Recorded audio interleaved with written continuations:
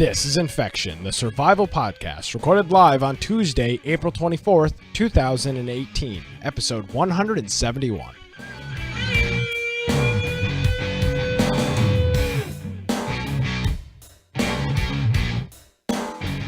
Hello, ladies and gentlemen, and welcome to another episode of Infection, the survival podcast. Infection is your source for the latest information on survival video games.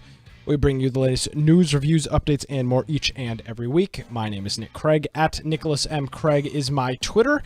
InfectionPodcast.com is our website. Thank you so much for joining us here on this Tuesday evening. Joining me, as he does each and every week, from the beautiful state of Idaho, Brian with an I, Aldridge. Hey, Brian, how are you? I am doing wonderful. It's great to see you all. Hey, if you want to find me at Boise Computer on Twitter, of course, you can go check out my blog, biteoftech.com. Of course, go check out our website, infectionpodcast.com, and we have on there all our different links for every way that you would want to view our video. We've got YouTube, we have Twitch. We also have our audio-only forums for whatever platform you might use, with links on the right-hand side, and also a link to our Discord. So if you're looking to join our Discord server, you want to play games maybe on Friday night, we'll be announcing our Friday night game that we're going to be doing. Also, we have our we have on there just people can submit news, a plethora people. Yeah, we got people just chatting, gabbing, talking, everything you can imagine. Also playing some games once in a while. So just click join server and it'll connect you up. It's a free app. It's got a really lightweight web-based client.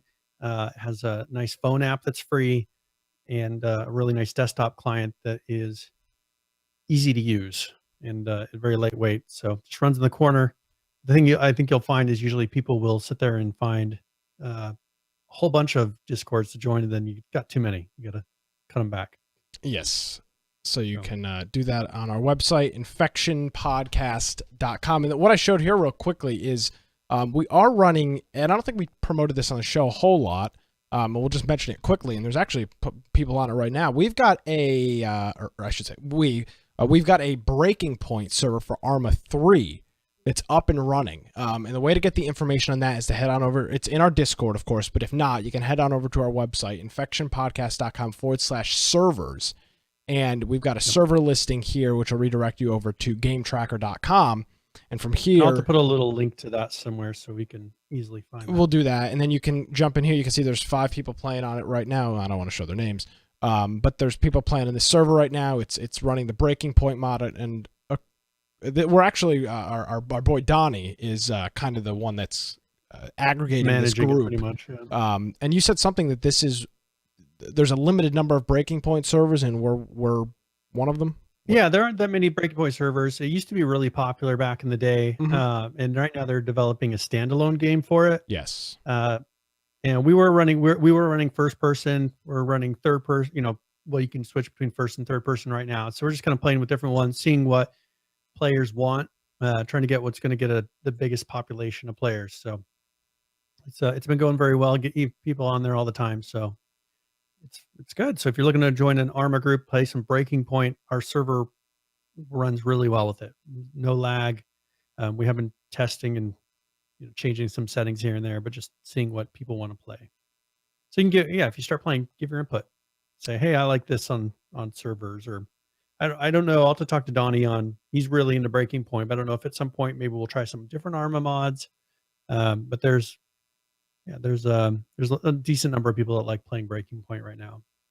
Absolutely. So you can check out all that information over on our website, infectionpodcast.com, or in Discord. I want to thank our friend Unicorn Joe, who subscribed to us on Twitch between last week's show. I think he actually subscribed Friday night when we were doing our Overwatch game of the week, which we'll talk about in a couple minutes, which I streamed for almost 5 hours Friday night, and we had a good time. Couple new faces, new names popped into the broadcast. So hopefully and joined our Discord. So hopefully that goes well. People seem to enjoy what we were doing, and for games like Overwatch, where it's a little more casual, I think maybe I'll start streaming more on Twitch in the future for the game of the week. I know we used to do that, and then for whatever reason, I guess procrastination just kind of got the best of us on that, which tends to happen with stuff like that, because you kind of do it in a casual environment. But enough beating around the bush, Brian. we've got a Yes. very big announcement to make. We've got a short Yes. little video. Sorry for you audio listeners. We'll talk about it after the fact. But got an announcement. It's going to be coming up later this year. So here we go.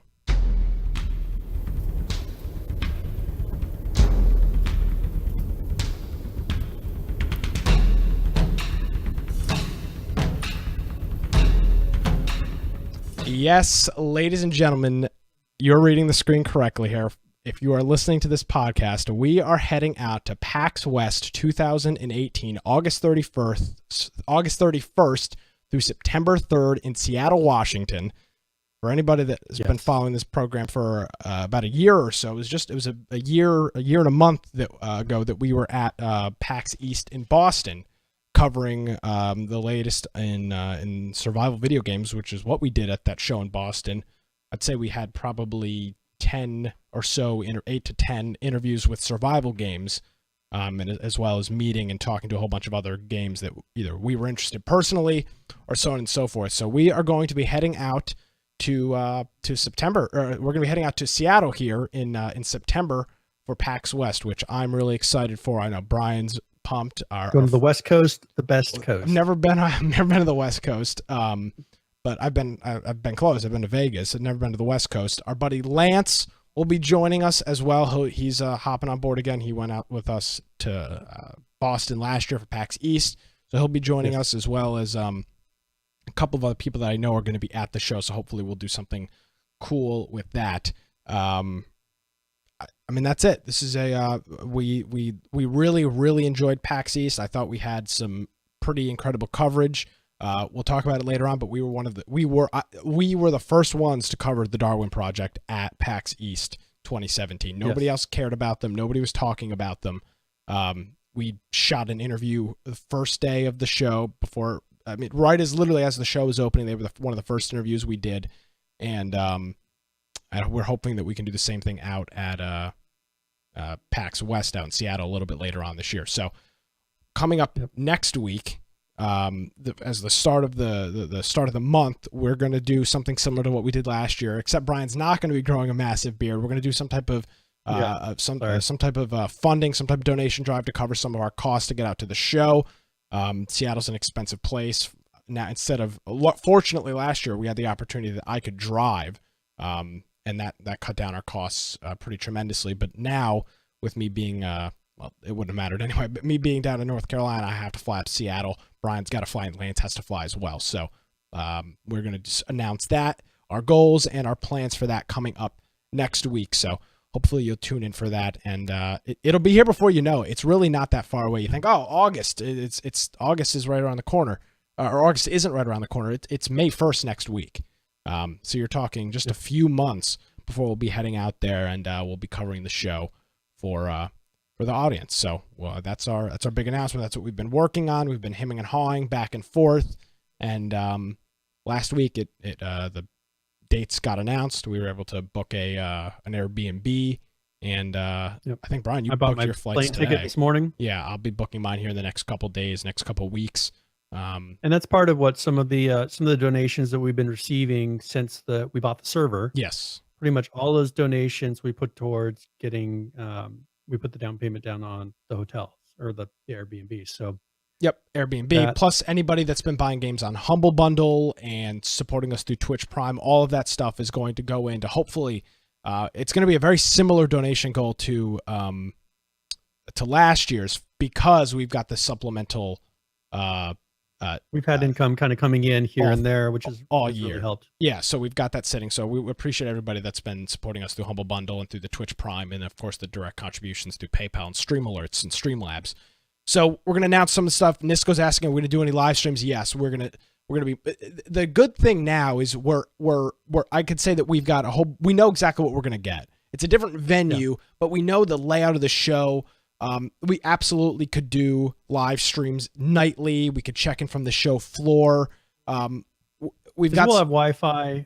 We'll have Wi-Fi there at the place that we're staying.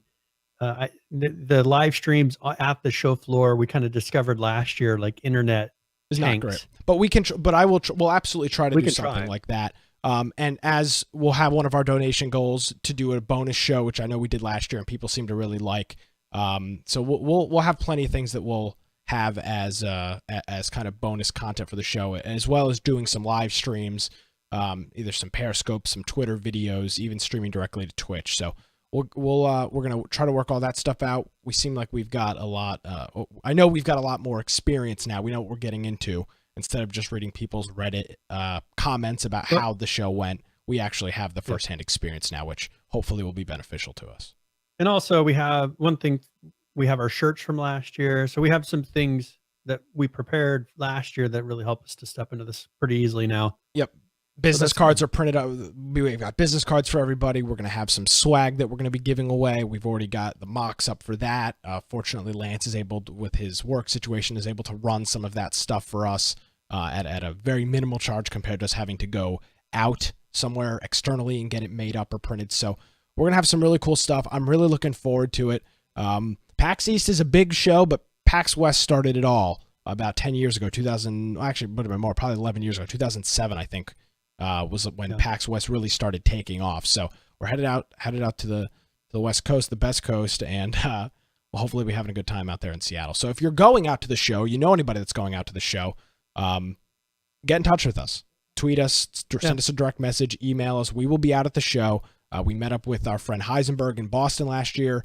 Had a couple burgers. The best burger that I've ever had in my life. Boston Burger Company had some burgers, some milkshakes, and overall it was a really good time. So if maybe you just live in Seattle, we'd love to grab dinner with you. We'll be out there an extra day. We'll be out. We'll be going to the show Friday, Saturday, Sunday, and then leave Monday. But we'll get in Thursday afternoon. So there's plenty of opportunities if you're going to be out there. Get in touch with us, and we'd love to meet up with you, grab something to eat, grab a drink, something like that. Sounds good. All right. Well, that's the big news. I hope, and that's the show. In all seriousness, we've got so much news to get into. But before we get into it, real quickly, we played Overwatch last week. Went great. Played for wee hours of the morning. We played until everybody seemed to have a really good time.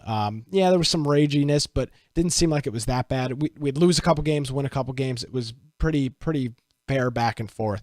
So we had a really good time with that. I think once we got our foothold a little bit, because some of us hadn't played in a long time, and they changed for me. They changed some of the characters. They have. They changed the combinations. They changed some of the special abilities that you can do, and so it took a little bit for me to remember, was a Diva to press E to shoot these little rockets that I don't think existed before.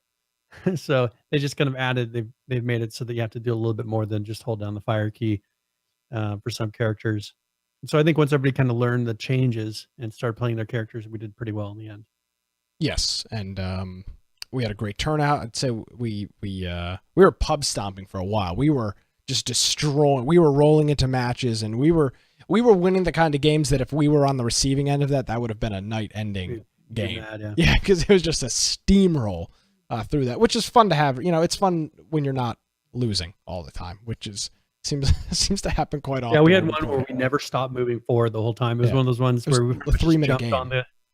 We jumped on the cart, and it was 3 minutes and done. So we had a good time with that. Thanks to everybody that showed up for that. And coming up this week is something that I guess we'll open with this, Brian. Let me get my show notes pulled back up here. Speaking of the Darwin Project, they had some massive news this week, and that is that the Darwin Project, which we saw first at PAX East, I believe this was their thank you tag for the 2-time subscription on that. We appreciate that. We saw the Darwin Project at PAX East last year. Prior to this, I don't believe anybody had ever heard of them, including us. I believe this was their first kind of hurrah. And I kind of wish I would have taken those little. They had as a giveaway. They had these little match kits that had their logo and everything. Yeah, I didn't want to fly with it, and I kind of wished I would have. There's my PAX bag. Let's see. I think I might have one in here. Yeah, maybe it's in there. I'm not sure. But afterwards, after I left, I was like, oh, I kind of wish I would have grabbed one of those. Oh well. I'll do some. The some TSA searching. doesn't seem to like matches very much. No, planes. I don't. And I only had to carry on, so I didn't want them searching my bag and be like, okay, why are you carrying matches? Yeah, I don't know where mine is. But yeah, so they were out. This is the battle royale. This is the Hunger Games type game where it's very heavily based around streaming. And there's a commentator and a kind of a GM that controls the different parts of the game. The GM can introduce elements into the game. They can teleport people around. Zones to close down. Yeah, they're a true GM. They have full control of the game. They can fly around. It's made to be. Now, this is a game that's perfect for streamers. You could have someone like C's, or even the doc could do something like this, because someone with personality that likes to talk and announce, they could play this and just let their fans, the people that are watching the stream, join into the game as they go, which is really good. And so I think that it fits perfectly with that type of a stream, that type of a streamer. And so I think once those type of streamers kind of discover this, I think it's not the game that they'll be playing probably every week, but start putting it into their cycle of games that they play, and get that player engagement. And now that's free to play. Any of your people watching the stream would be able to jump in and play. There's no restrictions now. Before, people had to own it and everything, and not very many people had this game. So I think hopefully this will turn it to where you'll start seeing people play this more often. Absolutely. And thank you, Serial Killer Barbie, our friend Barbie, for a 3-month subscription here on Twitch, asking for explicit pictures. Of course, I mean, that you have to do more than 3 months for that. Thank you for the Twitch subscription. We appreciate it. Now, the big thing, and Brian and I, this was a problem, Brian. We talked a couple of times this week, between last week's show and this week's show. We talked a lot on Friday after the game of the week. We kind of chatted with our friend Maltros and a couple of other people in Discord for a little while.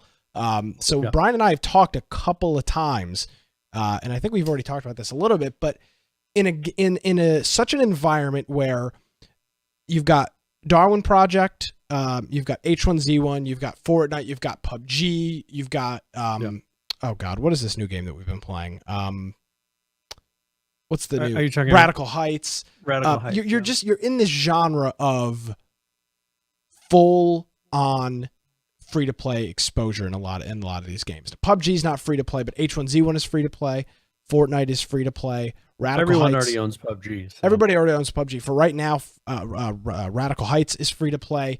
And in order for them to compete, which is what they've got to do, because they're too similar to these other games. It's not the same. There's a different element, but the concept is the same. It's a full-on PvP, fight against other players. The last person wins.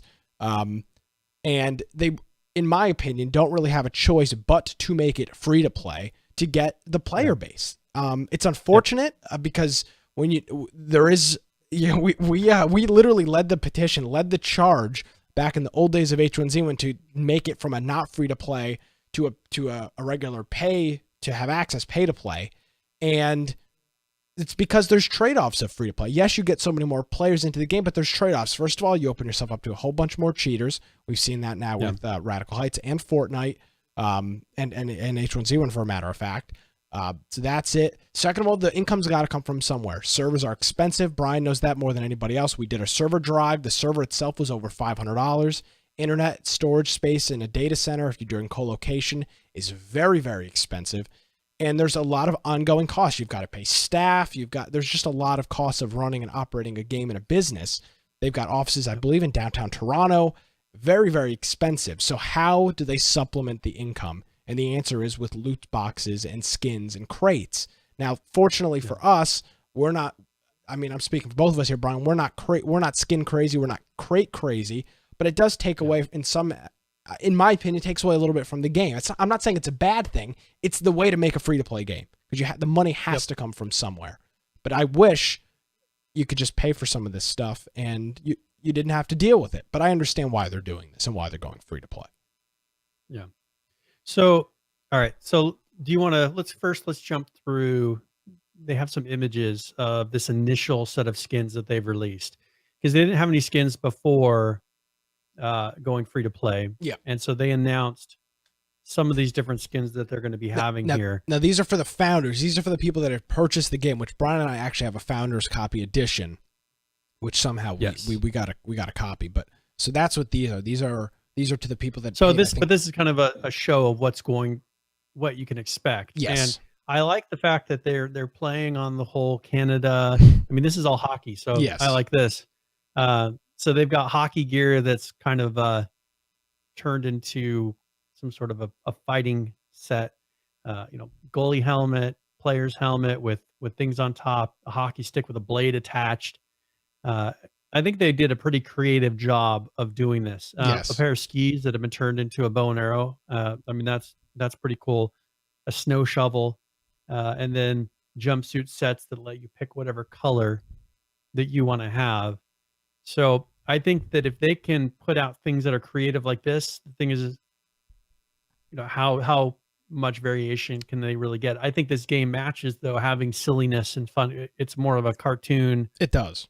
style like Fortnite. I think it makes a lot of sense to just come up with all the crazy combinations that don't have to be realistic like you would expect in maybe DayZ or what we originally expected in H1Z1 or we hopefully continue to expect in PUBG. I want to quickly reference a point that H1 or that PH is making in the chat, and he's making a really good point. He says that there is room for a BR game that allows custom servers /maps/mods. Yeah. This doesn't allow that, at least right now, but it does allow the runner of the game, the GM, to run the game how he or she wants to run the game. So if there was ever a game, I think, to include mods and custom maps and rule sets and stuff like that, they might be that game. Because they're already a decent chunk of the way there. This game integrates with Twitch as well. Correct. So that you actually can have a plugin on your Twitch stream that allows people watching your Twitch stream to vote and make things happen during the game to the people that are actually playing it. So that's the first time I've really seen that integrated correct. I don't we'll have to see if they did it correctly. Maybe we can test it out on Friday. Should we announce Friday night? Yeah, I guess so. I don't think we haven't said it yet. No, I don't think we did. Friday night, we're going to be doing the Darwin Project since it is free to play. Before we didn't really do it because if nobody owned it, we didn't want to be exclusive on this. Or it would have been Brian and I exclusive. playing. Is what it would have been. And so what we wanted to do is either have it be a free weekend or now that it's free to play, we'll have that. So everybody just make sure you download it on Steam, get it loaded.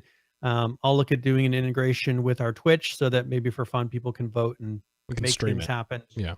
Yep, we'll stream it. But this will be fun, and we'll have to try these skins out. And I think as I said, if they can come up with creative stuff like this, because people will see that there's a chance that they will be shown maybe on some big streamer streams, wearing their crazy outfit. I think that it has a big drive of having unique skins that will make you stand out and have people remember you. Where when you're playing in some random game, queuing up one right after another, an H1Z1, you can look one way, but no one's going to remember you for it. So I think this kind of has a unique angle that they can kind of go after with the skin market. Overall, I think that this game can succeed. I know there's a lot of competition. I know there's a lot going against them. The Islands of Nye had a similar BR style game. Is that the right? Am I talking about the right game? Islands of Nye, yep. Islands of Nye had a similar BR concept, and they were beaten to market. This game, well, but I think they may still come back. I think they backed off to let the hype let the dust PUBG die down. Yeah, let the dust settle and then come in with their kind of fresh experience of a BR game. And I think that's a really smart move. I think that there's becoming a window, outside of Fortnite of people that want something closer to what maybe even H1Z1 used to be or is without it being H1Z1. I think there's still a market for that of people that want something that's still that kind of arcadey, but not Fortnite. You don't have to build and you don't have to do all this stuff. And it's not a military simulator closer to PUBG. Exactly. And I like the Darwin Project's what they're doing here. We had the opportunity to speak with some of the developers. They seem very enthusiastic about their product. They seem like they know what they wanted. And when we were out at Boston, it's so crazy to think how quickly things have changed. But just a year ago, PUBG was launching on the weekend of PAX East last year. When we interviewed Brandon, when I interviewed Brandon last year at PAX, he was on the phone a little late to the interview because they were dealing with issues server issues with the launch. That's how new this whole genre has exploded in the last year, and I think will give the Darwin Project an opportunity to succeed in this market because there's such a big player base, and the fact that they're different. Not a crazy amount of difference, but just enough that maybe this could be, a huge success. Yeah. And I think that the thing is people play the snot out of a game. And I would be surprised if 6 months from now that Fortnite is able to keep that fresh perspective on the game. People will get tired of it. People didn't think they'd ever get tired of PUBG, and I think that people have kind of starting to reach that limit with PUBG. They're bringing new maps and they're doing things to keep it fresh. But if they didn't do those sort of things, there are people that say, you know what, I've played that enough. I don't need to play it anymore. And we have a lot in our group that's what happened to them. Yeah. And I think that you're going to have the exact same thing happen with Fortnite. There's going to be people that say, right now, Fortnite's the best game in the world, and I love Fortnite. But they're going to hit a point where they're just like, all right, I can't play that anymore. I played it too much. Well, what's going to be that next game in the pipeline to go to after that? People, if someone still wants to play a battle royale, is it going to be, is it going to be one of these games that we know about now, or is there a new one coming out? We got a lot of battle royales coming up. So we know that it's only been a year since PUBG released. And, other than China, we were talking about a little bit in Discord today, you could say that their player numbers have dropped. If you took away China, there's less enthusiasm in America after 1 year, which is expected. I mean, that's just how the video game market works. It's not that necessarily they're doing anything wrong. It's just that people play something to death, and then they're like, okay, now what? What's next? So I think that we'll see this to where the same thing with Fortnite. It'll die down, and either people will go to a different genre, but man, they brought so many people into the genre. To them, it's new still. I think you'll still be able to maintain a lot of those players. So we'll see. Yeah, we'll see. That's all we can do. It's free to play at this point. I think that's the right decision at the current time and place. Pick up enough to have busy lot. Plus, you want this to be, if the whole thing is you kind of know the streamers, and there's this known announcer who's kind of the person that this is based around. You need to have this access open to everyone, and have as many people playing it as possible. And then, as I said, get it to where they really customize their character and try to get people to remember them that are watching the stream. I think that's really going to go somewhere with this if they can get it to catch. I don't think these guys are paying these big streamers. And right now, I mean, if you look at it, we'll actually talk about this a little bit later. A lot of these streamers are being paid at the moment to play Fortnite. Epic is putting out a lot of money to have a lot of streamers play Fortnite. And so you may say, well, why aren't they trying these games? Well, if you had the option of playing a game for free or playing a game and being paid for it, which one are you going to choose right now? So I think that as people get tired of Fortnite, maybe you'll have some new streamers that aren't getting paid that come up and kind of fill those spots, or those streamers will start to filter over and start playing these new games. There's a lot of competition in this market. There's a lot of players, and as we've been saying the past couple of weeks, and as we'll continue to say, the cream will rise to the top, the crap will sink, and that will continue to happen. It will stay that way. And from the little bit I've played of the Darwin Project, I think it's a really cool game, and I think it's just different enough to be exciting and different, and I'm saying different in a good way, because play PUBG, you play Fortnite, pretty much the same damn thing. There's some variation, but they're very, very similar. And I think the Darwin Project has got just enough difference to hopefully gain some success. It doesn't feel like the other games. Yeah. Having played it, I can tell you it doesn't feel like the standard BR. It's not run, grab a gun, and just start shooting people and doing the same. Because you could look at Fortnite and you can look at the mechanics are all the same. Like generally what you do is the same. The buildings may look different. The way the loot works may be a little bit different, but this is actually a very unique, different game than those. while still being a battle royale. So I don't know. There is a picture on the patch notes. I don't know if you want to show that, just showing some of the customization options. Today they did a patch for it was a customization update, and so they have on here some of the different skins that you can have just as an option. They put a new one, a laser tag boss set, and then some of these leopard print, uh, and a whole bunch of different skins. So do you have access to that one? You're talking. I don't see the pictures now.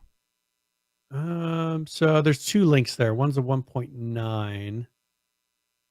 Yeah, there's no images in it though. Can you scroll down a little bit? Oh, I'm sorry. I thought that the page was over. It looked like the footer. Yes. Yeah, they have a weird way they set it up. Weird website layout. Okay, so this is what you're showing. Yeah, so this is some of the things that they put in the patch today. Some of the new skins. They're having some changes to the voting system. Changes to the show director powers. This is a pretty big update that they did today. A lot of bug fixes. So I'm glad they got this out today, so that by Friday we'll be able to take advantage of this patch. But they said all the zone closures will be voted on by the public, regardless of whether there is a show director in the match. It's got a lot of cool things that they put in this. And by the way, this 1.9 will be the version we're playing. I wanted to show this picture is great because what we were just talking about. How do you support a group of these people in an office somewhere with the game being free? Money's got to come from somewhere. This is a decent sized team. Now, I think before, there was like 4 people. If you look at the guy in the blue shirt, kind of in the middle. Yep. He was one of the main developers. The girl next to him. Right. Yep, the girl next to him, and then one other female, I think, were the ones at PAX, and their team wasn't much larger than that. Yeah. So they've grown and been increasing in size, and congratulations to them. That's how big their team is now. I think this was the PAX team, if I remember correctly. I think so. I think that's who that was it. So and I would assume they'll be out at PAX West, hopefully later on in the year. Talk to them and get another interview with them. Yeah, talk with them again and kind of and the goal is to get them on the show. We've got their contact information, and then they've been very kind to us with giving us some keys early on. So as now that they've announced that they're free to play, we were just kind of waiting for them to have something to come on the show and talk about. And now that they've got that, hopefully they'll be interested in coming on the program and talking about some of that stuff. So Darwin Project is free. It will be our Infection Game of the Week, which if you're new to the program, Game of the Week is our what we do on Friday night. We get our group together and we just play video games and just kind of talk and have a good time doing it. So you can you can tune in for that and you can tune in. Hopefully we'll stream it on Twitch. If not, join us in Discord and actually play the game with us. As we were talking about, the game is now free to play. So you, as I said, you have no excuse. No excuse to not to be there. So join us Friday night for the Darwin Project for our Game of the Week. All right. Well, we have got so much news, a lot of big.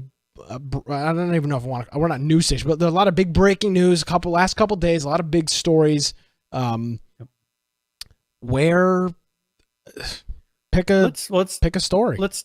Let's just cover this first one. So we had interviewed the developers of Firewatch at PAX. That was one of the ones that we were able to do. And this is Campo Santo. Was the name of the group. Yep. I've bought a shirt from them. At that time. Yeah, you got a shirt. You bought a shirt from him. And he did mention in that interview, he said, we have another title that we can't talk about, but we have another title that we are working on that we're excited about. Yep. And that didn't really hear anything else about it. And so there was an announcement this week. Well, first of all, that game is in the Valley of Gods, and it has a very similar art style. It's kind of that. Yeah, it's a similar art style to what Firewatch had. Mm-hmm. And this is something now that this company was actually acquired by Valve. So the people that run Steam actually purchased this company. Now this is a game that's on Unity, so it's not a Source engine game, but it's oh yeah, they purchased this, and they'll still support Firewatch as far as probably maintaining bug fixes and things like that. So I don't know if officially Firewatch is now under Valve as well. It would be, I would assume they purchased the assets of the company. Yes. So now in the Valley of the Gods, Campo Santo is owned by Valve, and so we'll see how that changes. Either the development of it. I'm not sure exactly when they're going to be releasing this. It's to be determined on the release date.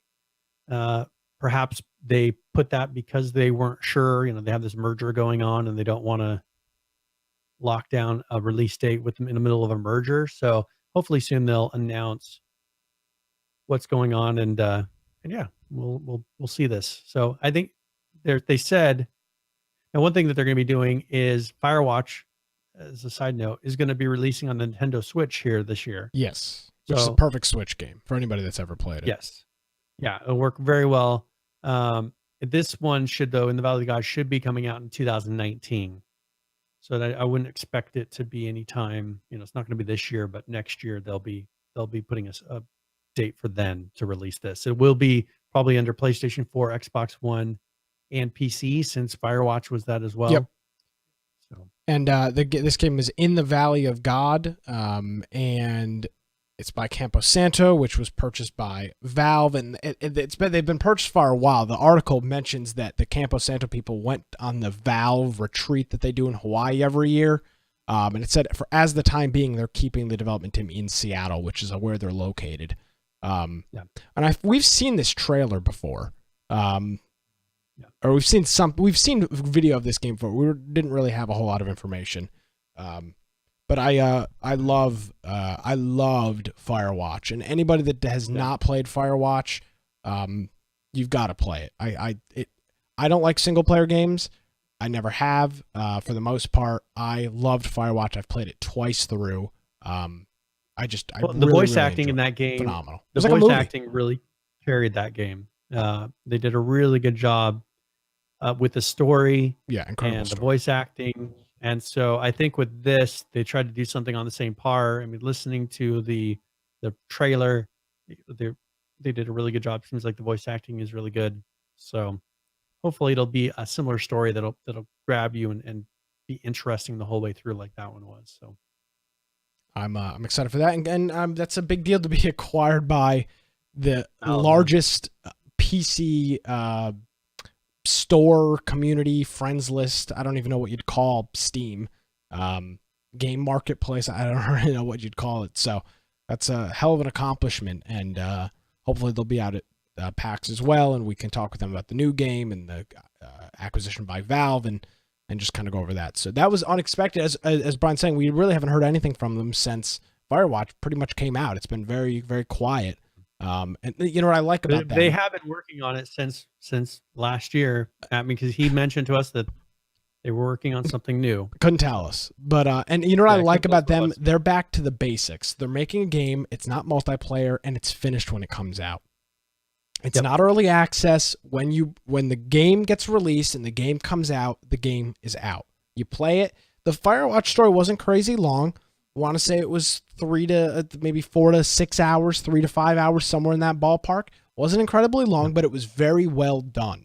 And I've played it twice now. Will I ever play it again? Probably not. I may spawn it up from in the future sometime.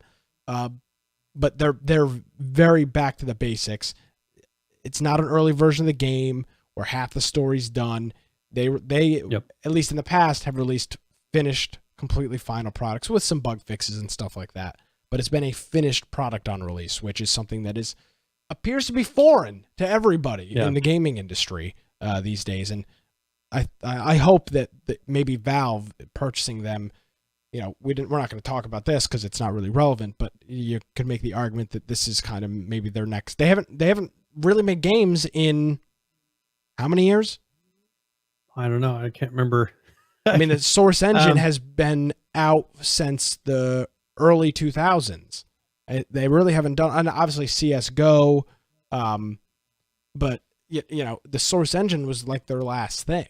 They've got obviously Left 4 Dead and Gary's Mod and stuff like that. But what is Valve as a game publisher or as a game developer? What about Portal? Did they actually make Portal? Valve? I don't know. So I would say, other than Left 4 Dead, which was kind of based on another game, if I remember correctly, Half-Life was one of their originals. Yeah, Portal 2 I would is say Valve, Portal. actually. I would say Portal was the last time, and that was 2011. So when did that's at least CS:GO 7 years. When did CS:GO come out? Before 2011? CS:GO, it came out in, let's see here. Pulling up. Yeah, I'm not sure when that came out, but Yeah. seems like in the 2012, I think. It was released in 2012. Okay. So 2012 was the last time they really released a game. And that was a remake pretty much of Counter-Strike. I mean, it's an improved version of the original Counter-Strike graphics wise. So still, that's not a new concept. It's been a while since Valve's been working on a game, and PH bring up Dota 2 uses the Source 2 engine, but I don't know why they purchased this company. I'm wondering where they're going with this, as far as they must. I mean, they see some value in it, so I'm not sure what this means as far as going forward. If maybe it's not this game that they're after, but maybe they liked how they did Firewatch. They like what they see in Valley of the Gods, and perhaps they want them to then, after this one's done, work on another title in the future for them. And it could be they just wanted to pick up their staff. I mean, that's very possible. They're like, well, let's just buy the company, and then we have all those employees. So who knows? Yeah. They released an article on their on their website about why they went to Valve and how it was a group of people that felt the same way about how they what they feel about games is how Valve felt. So it's exciting news. I'm excited for the team over there. It's a 12-person team, and I'm excited for their next game. I will definitely be buying that on launch. That is they blew me out of the water with Firewatch. I'm a fan for life until they screw me. So, and I'll probably get it on PS4 because Laura played it through as well. Yes, she played it on PS4. That's a great game. And really enjoyed it. And so I'll probably get it on there so she can play through the story. All right. So here, let's do you want to talk a little bit about Tencent? Sure. All right. So Tencent, this is pretty much, if you remember, we talked about in the past, publishers, game studios cannot just go into China and sell games. There are laws in place in China saying that to publish and release a game in China, you have to hire and have it be done through a Chinese company. Yeah. And so this is one reason why you hear the name Tencent a lot. So it's like Tencent quite a bit when it comes to PUBG, like the mobile games, PUBG, Fortnite, and H1Z1. Right. So when they published in China, they went through this Tencent company. Now, they are going to be bringing Fortnite to China. So this is something that just happened. There's a video that we'll play here in a second of them doing that. But it has now been officially announced that Fortnite will be coming to China, and it's going to be going through Tencent because, as I said, Epic is not allowed to directly release to China. So do you want to play this video really quick, and then we can make some comments after? Yeah, with this video, is it in English? I mean, I know there's subtitles. It's mostly in English. Okay, so here is the video. This is the developers talking about the game.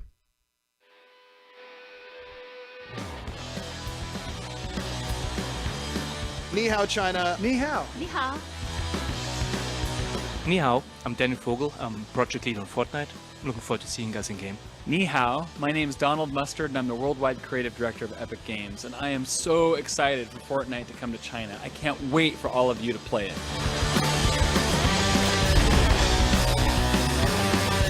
Ni hao, I'm Pete Ellis. I'm the art director of Fortnite. We're really excited to be playing Fortnite with all of you guys soon. Ni hao, I'm Zach Eastep, producer on Fortnite Battle Royale. I'm super excited that you guys will soon be able to boogie down in Fortnite Battle Royale.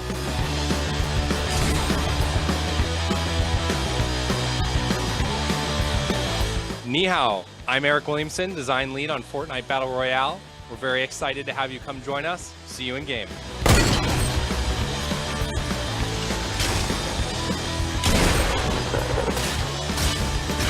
Ni hao, my name is KL Smith. I'm one of the community managers here at Epic Games. I am so excited for Fortnite to be coming to China. Can't wait for you guys to hop in and play.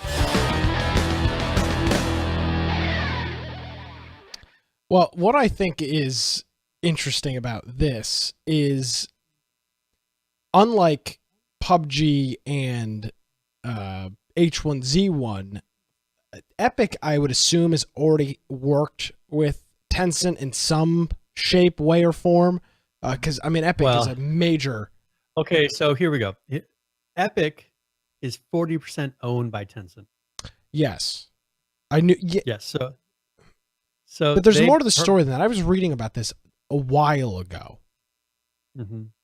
And I don't remember now. Let me see if I can figure out. They purchased recently, like in the last year, they purchased and was able to get 40% ownership or stock in Epic. So, it's not like Epic was going to turn around and go to one of the other publishers. So, I mean, it makes sense that it's this. There's a comment in chat, Falcons Watch. He says, it's impressive they have all these players in China without China right now. I mean, they have a huge player base without catering to China. One reason that they would do this, if you remember, for instance, there's a skeleton outfit. Yeah. You're not allowed to show skulls and things like that in China in a video game. So this client that they will have for China will make it, first of all, I don't remember there being blood really in this game anyways. So I think it's already prepped that way. But they'll probably do something different with the skeleton outfit and make that a different skin in China. But I think this game is pretty well poised to be about there. It's not like they need to make any major changes to make this China friendly, like H1Z1 tried to do. I mean, H1Z1 had green blood. They had to take out taxi cabs as cop cars. Yeah, the cop cars and skulls and just all these different things that were in there. They had to change. I don't think that they're going to have to change that much with Fortnite. Yeah. This is PH actually brings up something that I mentioned this months ago, but China is blocking. So it's now China's blocked all non-approved VPNs. So that was one reason that China was able before to come in and play games that were here, because they could turn around and just go on a VPN. Now China blocks that traffic. They block VPN traffic. So I think that's made a big difference with the number of players that are playing in places that they maybe aren't supposed to. So these companies have to now make clients that are made for China. Yeah, of course. And it's not a surprise. It's the next logical step for Fortnite was to release a China specific version of the game. Yeah. So so they'll probably adjust that client. They want to release the mobile version in China. I think that probably has a big thing to do with it, because that's a huge market in China. A lot of people play on mobile. So I think that will open up a huge amount for them as well. Now, there's a lot of non-Apple phones there. So you had mentioned something about all these, them being on only iPhones at the moment. I think that might change. Or maybe they're going to have Tencent kind of make they'll make probably a China mobile app, I would assume. And I'd be interested to see if this is what kind of pushes having a mobile Fortnite on Android here in the US, because I can imagine them just having an iPhone version in China when there's so many knockoff phones in China, or into specific phones in China that are not iPhones. Because here, ZTE iPhones is a huge market. There, it's a lot of Android. It's ZTE's like the biggest phone manufacturer, I believe, over there.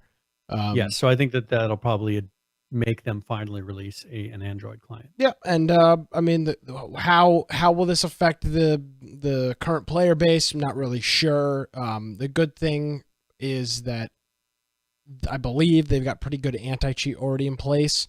And obviously that's the big concern. Yeah, it's not the most politically correct thing to say, but I'll continue to say because everybody knows it's the freaking truth. That region of the world has an issue with cheating. It's just how China and that region plays video games. They like to cheat. I'm not saying that they shouldn't be able to. All I'm saying is I don't want that screwing with my game. Plain and simple. So as long as they've got good anti-cheat in place, I mean, we talked about a couple weeks ago, Dell's literally manufacturing a computer with one of the main selling points is you can cheat with this computer. It's really good to cheat with. It's very easy to put add-ons in it or plugins, I don't remember what they call the kits, something like that. So as long as Epic's got good anti-cheat, or maybe they'll do a region lock. Who knows? Maybe that's the solution to the problem. That may be how they're dealing with it too. I mean, if they put out a client and then they restrict all access, because right now they probably want to let some people through, so China has the ability to play a little bit. But I bet you after they release a client, then they can lock it down and say, all right, if you're in China, you play with the China client. Now, and then everybody's happy. Now, Batchain Puller is saying that Tencent has its own anti-cheat. It's called 10 Protect. I've never heard of that before. Hopefully that will work.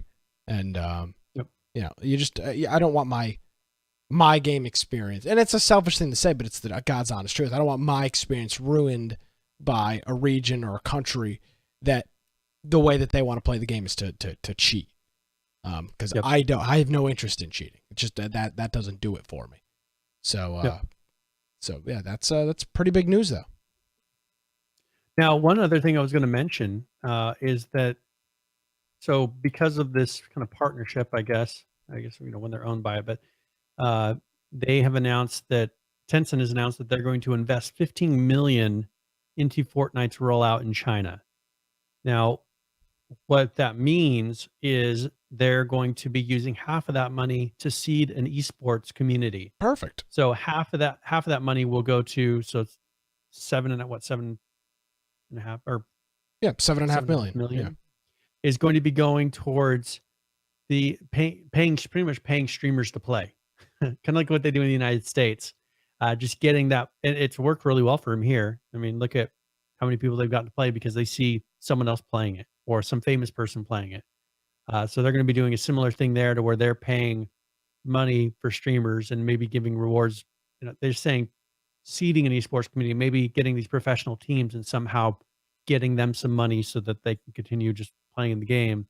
They'll be putting that money towards that. So that is something that I know they do here, but I bet you that Epic just can't pay them directly. They probably have to roll it through Tencent. I would assume that's it's that way as well. And we'll talk about esports and stuff like that. Hopefully, if we've got some time towards the end of the broadcast.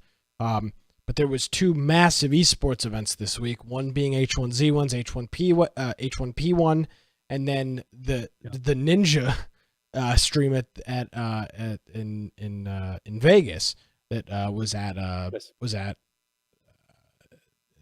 the esports arena in the Luxor, which is owned by MGM, and I actually had an opportunity to go into when I was in Vegas because that's where I was staying. So it's a legitimate thing. Just this week, last week, an Overwatch team fired their coach and one of their players. So it does appear that this whole esports thing is really going to take off, and I'm excited for it. And hopefully, I want to get your comment on something that I was watching, and I saw a tweet by Epic regarding the Ninja tournament that they had, and Myth had been playing, and he said that a kind of a rare bug happened that pretty much got him killed during a game. Yes, he fell off. He was building up, and he placed the structure and then fell through it, is what it looked like. Well, no, it like he says that it pushed him off the ledge. And I don't know what looked like happened to me, and that's where I don't know that is exactly what happened. I know in the moment, I think what happened is that ramp was built above him. He jumped, and the angled ramp pushed him out. Yeah, it appeared. Yeah, he got pushed. That's what I gathered from viewing it. Yeah, it didn't look like a bug. It looked like he misplayed something. It looked like he misplayed Yeah, I something. think and fell that to he his death. placed a ramp right above him. He jumped, and then the angle of the ramp, it rolled him out with the angle of the ramp as he jumped up. Yeah, so Is what it looked like to me. It So didn't. He was that's he was interesting. shocked during the tournament about the results, but to me it just looked like something that was just misplayed.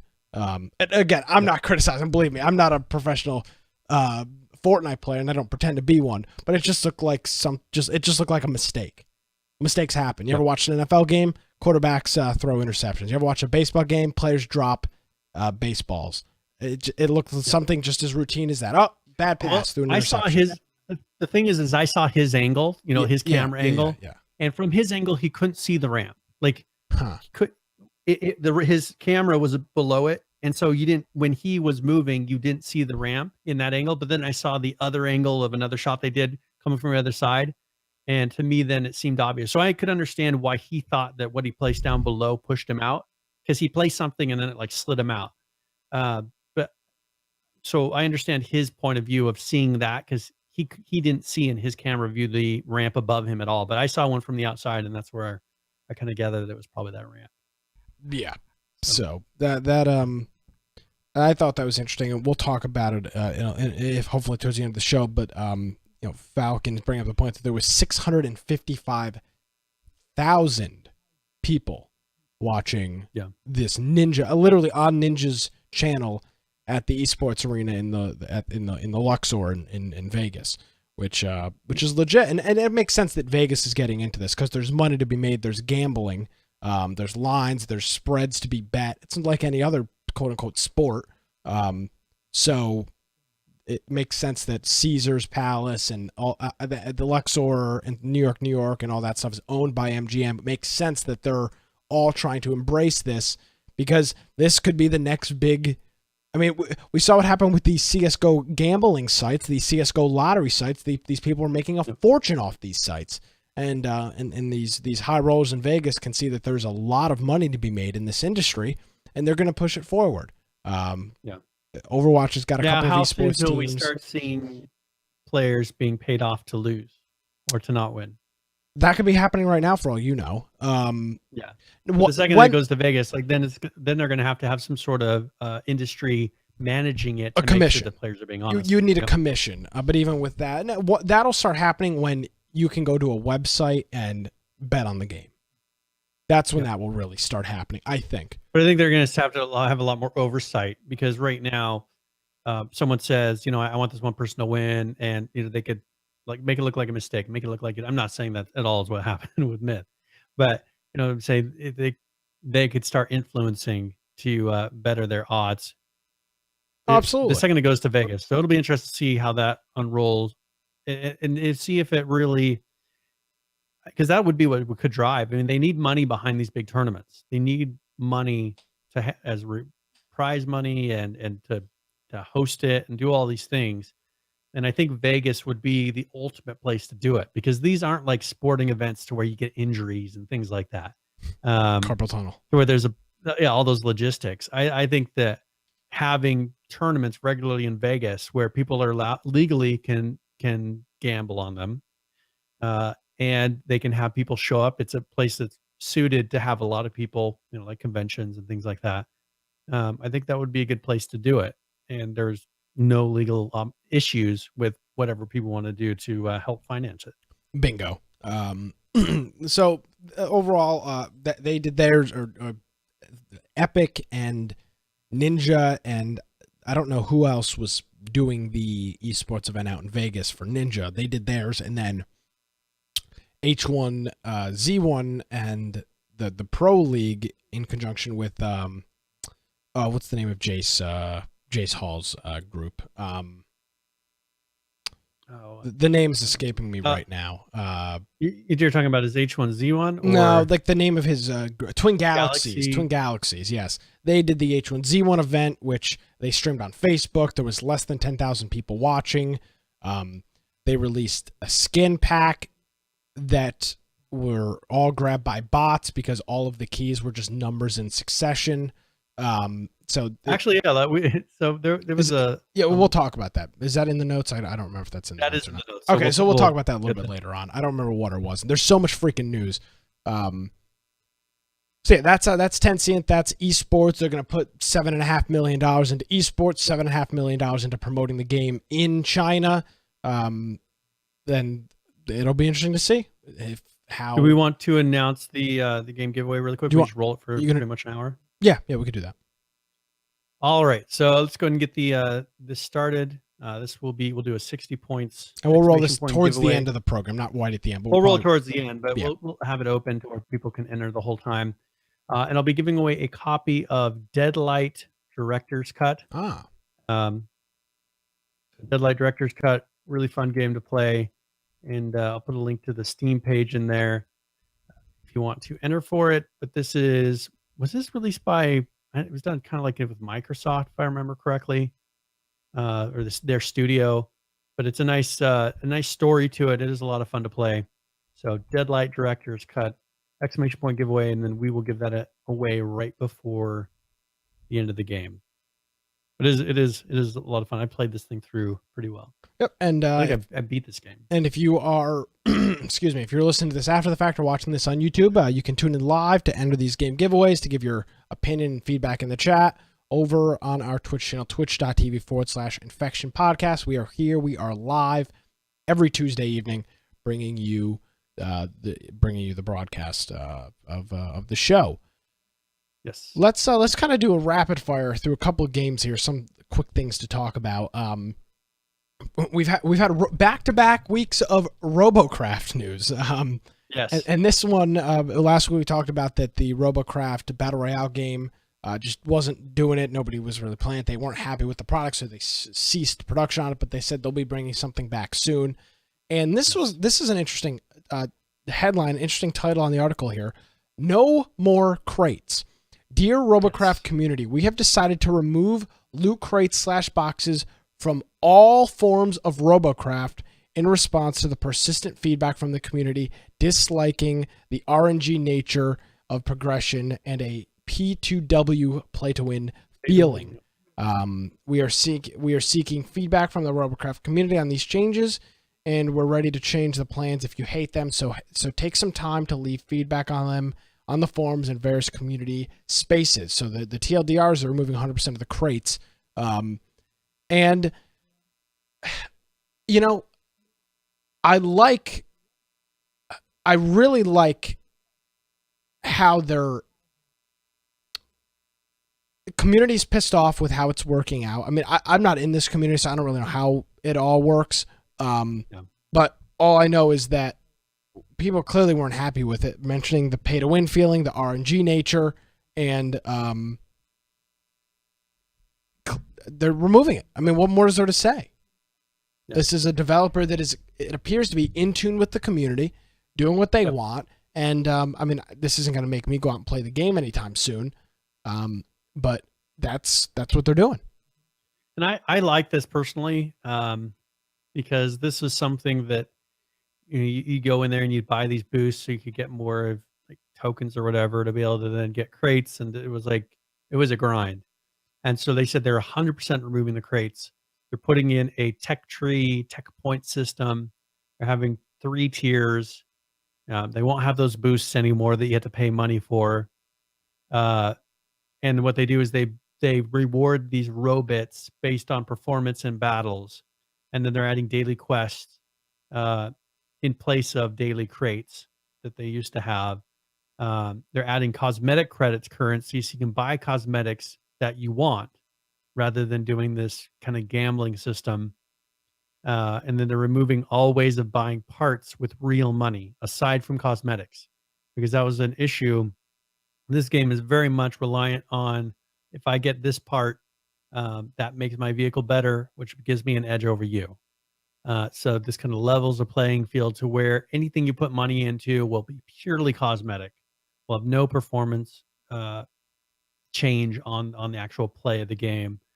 And so I think it'll make a big difference for this. They said we're keeping premium as the only way to speed up progress. By reducing this up to 25%, existing premium users will keep 100%. All of the premium benefits will remain. So if you have the premium version, and then they'll be adding a skill tree for vets. So people, I don't know what that means. People that have been playing a long time, they'll have a special skill tree for them. And they said none of this is set in stone. They're going to get community feedback and kind of see what people like, what they don't like, and adjust on the fly. So, and they're not going to be doing this all at once. They're going to be implementing parts, testing it, and then, moving on to the next part. So I like it. If you look, it's a really big tech tree. So this is pretty interesting. You can kind of earn things as you go. You get these points, and you're able to expand out your tech tree and get better things. So it does give you the reason to play it a lot, but it's not just so that you can unlock crates. Get points to unlock crates. And this may sound stupid, but there's a lot of other companies and a lot of other developers that could take a page out of Robocraft's book and how to deal with the community.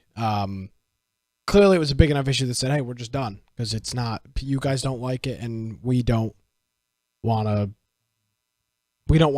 keep doing something that you don't like. So they just got rid of it. It's such an easy concept for us to look at and say, oh, that's easy, just do it. But for whatever reason, game developers have problems making these changes. They just have a real problem with them. So I'm glad that some developer out there is listening to what their community has to say and actually implementing the changes. I think this is going to be just one of the first. I think that this is going to be something that continues to happen, and we've seen a lot of pushback with crates, with EA and just all these companies that have gone overboard and made it a huge part of the business. I don't know if we'll see. We've talked a little bit about whether government's going to step in a little bit, whether any of that will make any difference. But I think that their communities are starting to push back against crates because the crates are really aimed at casuals. If you look at it, crates are if you're forcing it on the people that play it regularly, like they were with the EA games, to where you couldn't get progress no matter how much you played it, that was anywhere near the crates or what you would pay for.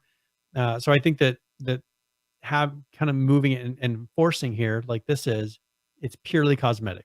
Nothing is required. I think that's going to be now what's expected of companies, and they're not going to be able to get away with having anything paid for that improves your gameplay.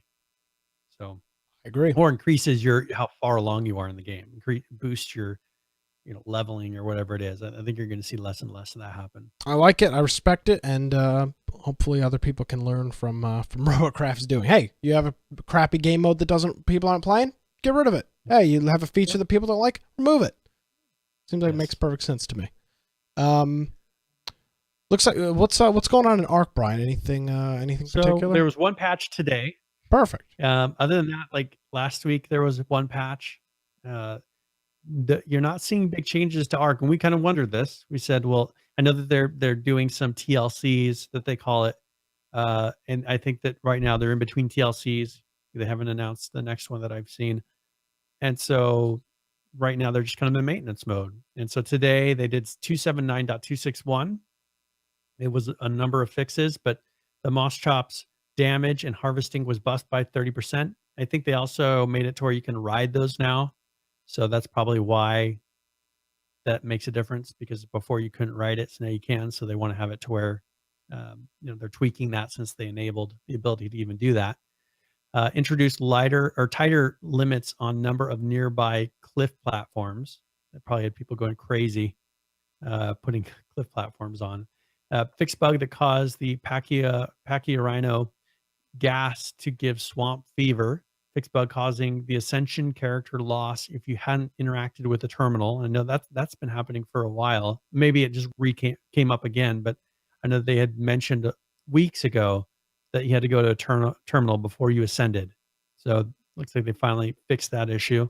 Fixed a transfer all exploit, and then they fixed an infinite looping chainsaw noise, which kind of reminds me of back in, what was it, H1Z1, where you had the AK, I think it was. The car.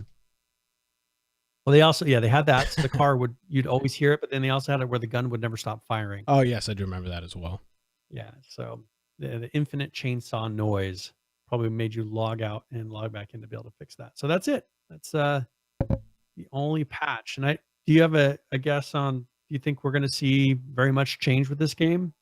I mean, they're coming out of the mobile version, but do you think it's really going to change that much more? You think they're kind of done with it? I don't know if they're done with it. But they are. They're doing a lot to mobile. I'm trying to find their Twitter account for the mobile game.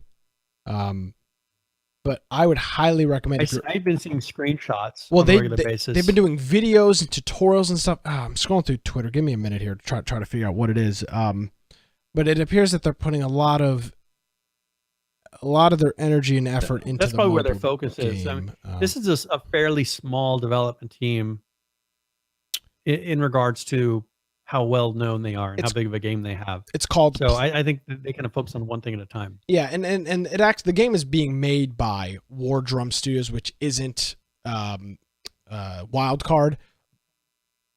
but they're publishing a whole bunch of screenshots and videos over there, and their Twitter for that is a shocker. Play Arc Mobile, which I believe their actual one is Play Arc or Play Arc Game or something like that.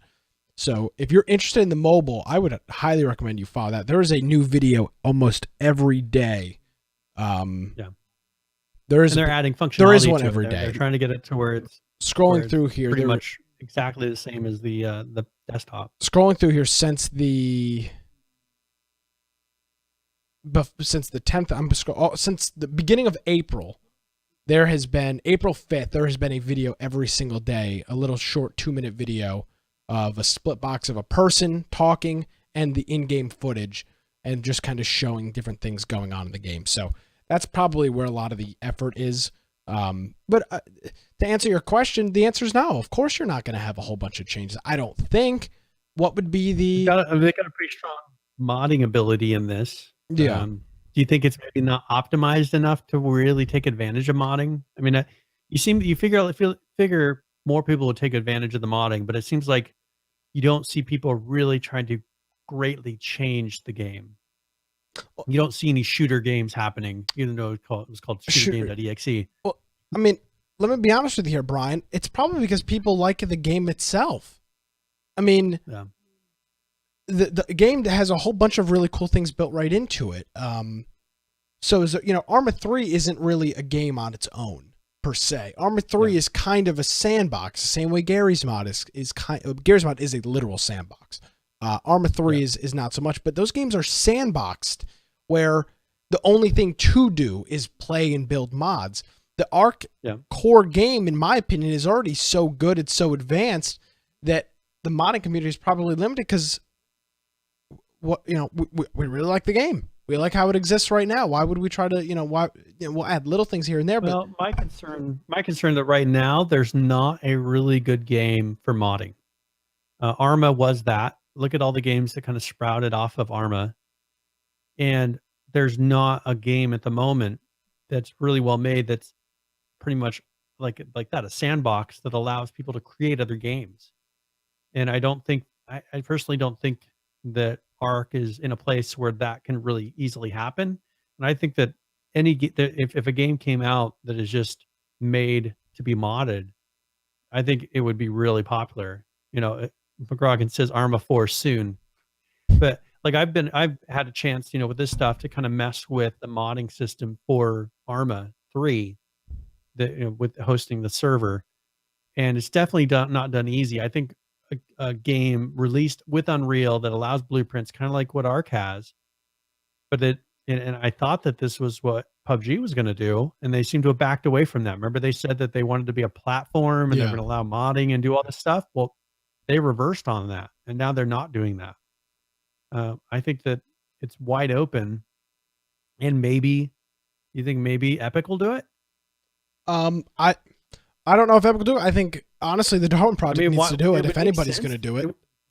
It would make sense for Epic to do it, though. What if they just made a big sandbox game and said, make mods on it, and just created something that was so flexible, kind of like what Arma was, made something that was so flexible that people could just create game modes and figure out new games, and then they're easily able to roll it out and say, oh, okay, now release it under Unreal. you've already written in Unreal. You don't have to now figure it out and now all of a sudden start crafting it for a new engine. You can kind of take their base, simplify it, take out maybe that they could create a way to easily do it. I just think that marketing wise, it would make so much sense for Unreal to do that or Epic to do that. Yeah. I don't know. That's just off the top of my head. I mean, that seems to me like they are in such a good place. They have, especially with, they have all this money coming in. They should make a sandbox. I mean, Unreal is not a sandbox. You don't just jump in and your average person can go in there and make games. I think that they are in a place to where they could do that. And it would do nothing but sell more Unreal. I mean, look at all the people that played and made things in Arma, and now they're switching over to Unreal to try to make the game again. And how difficult of a process that is. Imagine if the original game engine had the mods in the first place and they didn't have to go and learn something new. Like, it would just take away that middle learning curve and people would be learning in a real engine. So anyways, that's my opinion. I agree with you. Somebody needs to do it, and somebody will do it, and who it will be, I'm not sure. But at some point, I hope somebody does, because I mean that's where you see it. That's why you look at a game like Gary's Mod, you say, "Wow, look at how successful, look at how crazy successful this is." Yeah. Why is it crazy successful? Because people built Triple T and Perp and Dark RP and all these other game modes, and of course your Harry Potter role play. The best one of them all. And all these other game modes, that's why it's popular. Gary's Mod itself is a crappy game, but with all those mods, it's just a less crappy game. But it's fun. A lot of people play. I enjoy it every time we play. We have a really good time. Yep. Well, and I just think I think there's an opening for that, because you can only do so much with Gary's Mod. Like, Gary's Mod is pretty old now, and you can come up with new concepts, but it's always going to look like Gary's Mod. And I guess, some people have fun with that, but you're not going to get some of the new technologies. You're not going to you can't create a really cool scene in it. Everything's going to be blocky like Gary's Mod. And so I think that you give something that's kind of like that entry level of, having kids. I mean, kids go into Gary's Mod and some of them are able to figure out how to make something. Yeah. And it intros them to game development, where putting a kid in front of Unreal and saying, all right, make something, like they don't have the attention span to do that, but they maybe can make a Gary's mod, right? So I think that would make sense. And I think that's kind of what the industry might need, is something to get those game modes. Cause that's what came up with this whole zombie and battle royale concept, was having a sandbox like that. If there would have been no sandbox, there's a chance, very likely, that we would not be playing games like this today. Exactly. So if you want to find that next set of game modes or concepts like Triple T, you have to give them a platform to experiment. That's not something that takes a year to come up with a basic concept. The good thing is there's a whole bunch of companies that are capable of doing it in their current position. Arc, PUBG, the Fortnite, Darwin Project, I think I'd throw into that mix as well, that somebody will. Yeah. At those times, those were current things for making this. PH makes a comment. He's like, Counter-Strike, Team Fortress, Dota, that all came out of mods. Yeah. But all those things that they made those things under are really old now. And we don't have anything similar right now that's a current technology that we can say, all right, let's make these mods and play it. So I think we're kind of a weird limbo. We're right in the middle, I think, with all those. So we'll see. We'll see if Arma 4 is that great, but I don't know. I think that Unreal has moved the bar too much up and forward as far as what people expect out of something to make these things with. I think it's going to have to be made in Unreal. I would probably agree with you on that. So yeah, there you go. That's Arc, and that's some of the modding or some of the conversation on modding and open platform and sandbox stuff that we've been talking about. And as people get, I think what's going to happen, Brian, is as people get fed up and people get sick of the battle royale mode game. Well, they'll say, well, I'm kind of sick of that. Let's try something else. And that something else may be maybe sandbox or maybe this or maybe that. So we'll we look at Minecraft. Minecraft was just a big sandbox, and look how that was something new and revolutionary in its time. just allowing people to do whatever they want. We had yeah. a great conversation. I think I remember who it was. It was in Discord Friday night after I think it was Maltros actually. We were having a really good conversation about how Minecraft, and I don't want to get too far into this because we do have a lot of news, but I do want to come back to this at some point, how Minecraft brought so many people into PC gaming in a generation where the Xbox 360 kind of ruled. The Xbox 360 and PS3 ruled the gaming universe. And PC gaming was, at the time, a smaller market, and how, with myself included, Minecraft was the first real PC game that I played. That's what I got my wife. I bought her a copy of Minecraft, and that was the first game. That was the first game we played together. Yeah. She never really played PC games, but the thing is, it was a low enough barrier to entry. It didn't require a crazy graphics card. It would run on anything. It was fully networked, where you could play with your friends easily. I mean, it just made sense. And for me, I said, hey, let's play some Minecraft. I bought her a Minecraft account, and we started playing together. And it wasn't crazy like, hey, she gets frustrated playing things like H1Z1. Your wife gets frustrated playing stuff now. Yeah, she doesn't like playing that. She doesn't like losing. No, she's more competitive than I am by far. Yeah, it's good, great. Board games, when we play board games with you guys, it's a lot of fun. But his comments to me was, what is going to be the next Minecraft into the market? The next game that's going to bring in the next generation? Is it Fortnite? It could be happening right now. We just don't see it. And I think and we talked about that a little bit, is how Fortnite may be the next game that is bringing some of the younger people that are playing on. I think it has. I mean, look at all these. They're talking about in high schools, all these kids. I was at a place where there was some high school kids that were in a meeting for my Kiwanis, and I just made a joke, and I was like, because it was all these girls that came to this event, and I was like, where's all the guys? Are they all playing Minecraft? Or no, sorry, not Minecraft. Are they all playing Fortnite? And it's just like, yeah. I mean, would we be surprised? Like if we were there, that's probably what they talk about.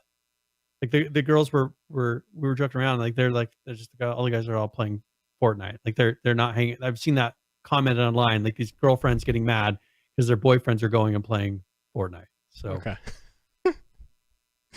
Good that's it probably is. It's probably going on right now. We're probably experiencing the I don't remember what word he was using, but like wasn't revolutionary, but like maybe the next platform game. It was the game that got everybody interested. And once you find Fortnite, you go, oh God, what is this PUBG thing? Oh, what is this H1Z1 thing? What is this Darwin Project thing? What is this? What is that? All in on one thing. The issue is they're like, oh, I play PS4 or I play exactly. Xbox. Yeah. And their PC is just that thing that sits over there. Fortnite will run on a lot of hardware. It's not too crazy, just like Minecraft wasn't. These kids who don't have these great graphics cards can go in there and play it on your average machine that's probably sitting in the living room that is your dad's computer. I played Minecraft computer on a Toshiba L505. It had a dual core, an Intel dual core processor, 4 gigabytes of memory, Intel HD graphics, and that was my first. That was the first experience. And did it run great? No, but I had played it. But it worked. Many a late hours. There was many of get off that damn computer at midnight playing Minecraft on a school night. That was many that happened. And at the time, I mean, I was in middle school, and that was just kind of what everybody was playing and everybody was talking about was Minecraft, and Fortnite is the conversation right now. When I was at the airport going to, or it was when I was at the airport coming back to North Carolina from Vegas, there was somebody sitting in the airport at one of the tables a couple things away from me playing Fortnite on their phone. And I mean, that's pretty significant. I've never seen somebody playing H1Z1 in the wild. I've never seen somebody playing PUBG mobile in the wild. I've seen Fortnite being played. And when I was up for Easter, my younger cousin, who's a girl, was playing Fortnite on her phone, which was surprising to me. But it's what everybody's playing. It's as they say, that's what all the kids are doing. That's what they're all doing. They're all playing Fortnite. So so there you go. Yep. So I think that definitely is something that is going to help we keep talking about what's the next game, what's the next game. There's a lot of people now that say, I do play PC games, right? They may not think of it like that, but we've brought in and it started with PUBG. I mean, a huge number of players were brought into the PC market with that. Yep. And now with Fortnite, it's grown even more to where I think that's going to do nothing but help that next game, because there'll be a large player base, and maybe these large companies that really their main focus was always console, because that's what we see a lot. There's some of these really good games, but they're only on the console because they look at the PC market and say, there's not enough there to really have us go all in on it. I think that you may see them starting to go a little more all in on a PC market as well, because they see those numbers. I mean, just look at the numbers, huge amount of numbers. Yeah. And that's what they want. They want, it's because it comes down to the dollar. At the end of the day, that's what it's all about. So, so there you go. That's the conversation. And that very well could be the next platform game. Let's talk about PUBG real quick.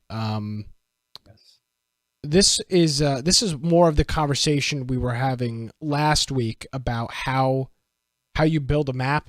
You don't just sit in front of a 3D modeler and just be like, oh, this is a map. So that part of their team traveled to Southeast Asia and and they showed some pictures last week of some of the landscape, some rocks, and we've got some more of that this week. This actually in Thailand, and you can see these rock formations and then now in here, this is what the game looks like, this bottom image. So you can see how similar the landscape is with the rocks and the foliage, and that these rocks all have moss on them, and the water and all that other stuff. It's pretty interesting to see how this all comes together. And they really show here. I mean, if you look, like they kind of show how there's a place that you can skydive into. Yeah. Because you can't really jump after the fact, because then you take fall damage, right? But that initial landing, you can jump into this. There's a pool of water at the bottom.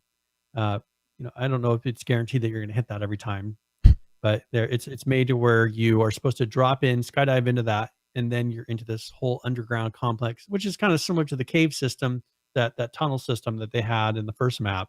Yeah. But this looks a lot more interesting than just a bunker. You know what this look reminds me of? This reminds me of the forest. This is the similar kind of landscape that you saw in the forest, where you were going through caves and tunnels and stuff like that. And I thought that was a lot of fun.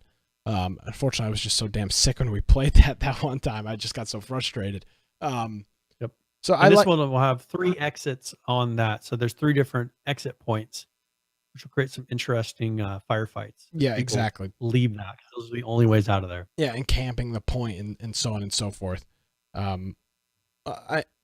They're going forward. The map is out. It's on the experimental test server, I think is what it's actually on. And as Falcon is saying, this is more of a map style for Ark. It's got a survival, like a single player or a kind of a multiplayer survival style to it, more like the Forest or Ark or something like that. Even something like maybe like the Culling or something, like it's got that style to it a little bit more than it does Fortnite or PUBG. And I mean, the map is really cool, and now we've seen this is a much better art style. I mean, this is much more interesting to play. They've been putting in more of that land variation. That's one thing with that Miramar map that we noticed, that it's not just super flat to where you can drive over the whole thing like the first map. You have to really pick your routes where you're driving, because the vehicle will just not cut from here to there. And I think they kind of learned from that. I mean, sure, that's fun to a point. That's what H1Z1 had. You could pretty much drive anywhere, drive on top of mountains and all this stuff. But I think that this makes you really plan out and have more strategy to how you play, because, well, if the zone's coming in and you don't have a good route, you're going to be jumping in a car and have to run it because you don't have time to drive around. So for some reason, I like this more. For some reason, this just hit me. This happened last week, and I don't think we ever talked about it. PUBG added a mode that you can select what map you want to play in. Did we talk about this on the show? No, I don't think we did. So they added this literally just after, just as, something people have been asking for. yeah, well, and we've been asking for this for a while, and literally right after last week's show, was it last week or the week before? I don't remember. But they did add that in there. They added the selection to pick what map you want or what maps you want to play on. Yeah. And I don't remember why we did or didn't talk about it, but I thought that was pretty significant because again, that's what people have been asking for. It was a big sticking point with a lot of people. I know we had mentioned, I don't think it was released yet because we had mentioned last week that I thought, because I remember saying I thought that they should put in a kind of preference system. When did we play it for Game of the Week? 2 weeks ago? No, it'd have been more like 3 weeks ago. So then we didn't mention it last week when we should have, because it was right after we talked about it on Tuesday. I want to say it came out Thursday or Friday. Yeah. But yeah, so they've introduced that as well, which allows you to pick the map because I hate the desert map. Yeah. I can't stand it. So that good that it gives me the option, gives us the selection now to play different maps if we so choose to. And I don't know why that just randomly hit me, but yeah, there you go. Very good. All right. So now one thing we have a couple of videos here for Fortnite. That one thing I like about Fortnite is they tend to make a little video for each little thing they do. It's just a little bit of music. I don't know. I'm not going to so short. You just want to. Yeah, I'm not going to do the play in the background. Yeah, I'm not going to do the boogie down one because there's not really anything to show on that one. Yeah. I'll play. Now, if you do want to have a fun time, just go search for Boogie Down contestants in YouTube, and you'll see some really funny videos. So here's a new item right here in Fortnite. The Clinger. And this is pretty much a plunger. A plunger that has an explosive attached to it, and so you shoot it, it'll attach to whatever you fire it at. And then it explodes. So it's kind of like pretty much a sticky bomb. Now, and then also we've got a 50v50 version 2, which we've talked about in the past. And I've seen people really having a good time with this game mode. Yeah. And I've seen comments that this is a good place if you aren't comfortable with your building to go and practice your building with a little bit less stress. Because you have a little more time. Everybody around you isn't an enemy. Yeah. So it's a good place to go and practice your building in, is the 50 versus 50. Now, this video came out on the 19th, so that would have been last Thursday. It was probably over the weekend, which again means we missed it. Probably. I don't know if it's still in the game or not. I could load up the I can't load up the mobile version. I have to do an update. I don't know if it's still in the game or not. I would love to play it. I just didn't. Honest to God, I just didn't see it until today that it was even in the mode. So that sucks. Now, there is a developer update here. That's about 2 minutes, and this is just kind of actually talking. So. Yeah, so we'll roll this. This is their developer update number 9, and it's a short little video. They're just going to talk about some things that they've been working on. What's up, everybody? Zach here to talk about Fortnite Battle Royale.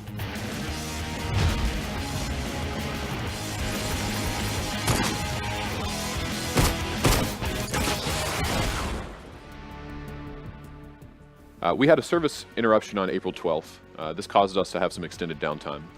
We're really sorry about the inconvenience there. Check out our post-mortem coming soon that will give you guys more details in regards to the extended downtime. We dropped a post on Reddit regarding this. We rolled snipers and crossbow swap times back, but currently plan on keeping the other weapons the way that they currently are. We want to keep an eye on feedback around this and see how these changes feel. We believe it's an important tool for us to continue improving gameplay in the long run, and weapon equip animations will be improved. We know it's a pain point right now with some of the changes that we've made, and we hear you guys. We are going to take a look at those interactions and how they occur and continue to make adjustments in that space.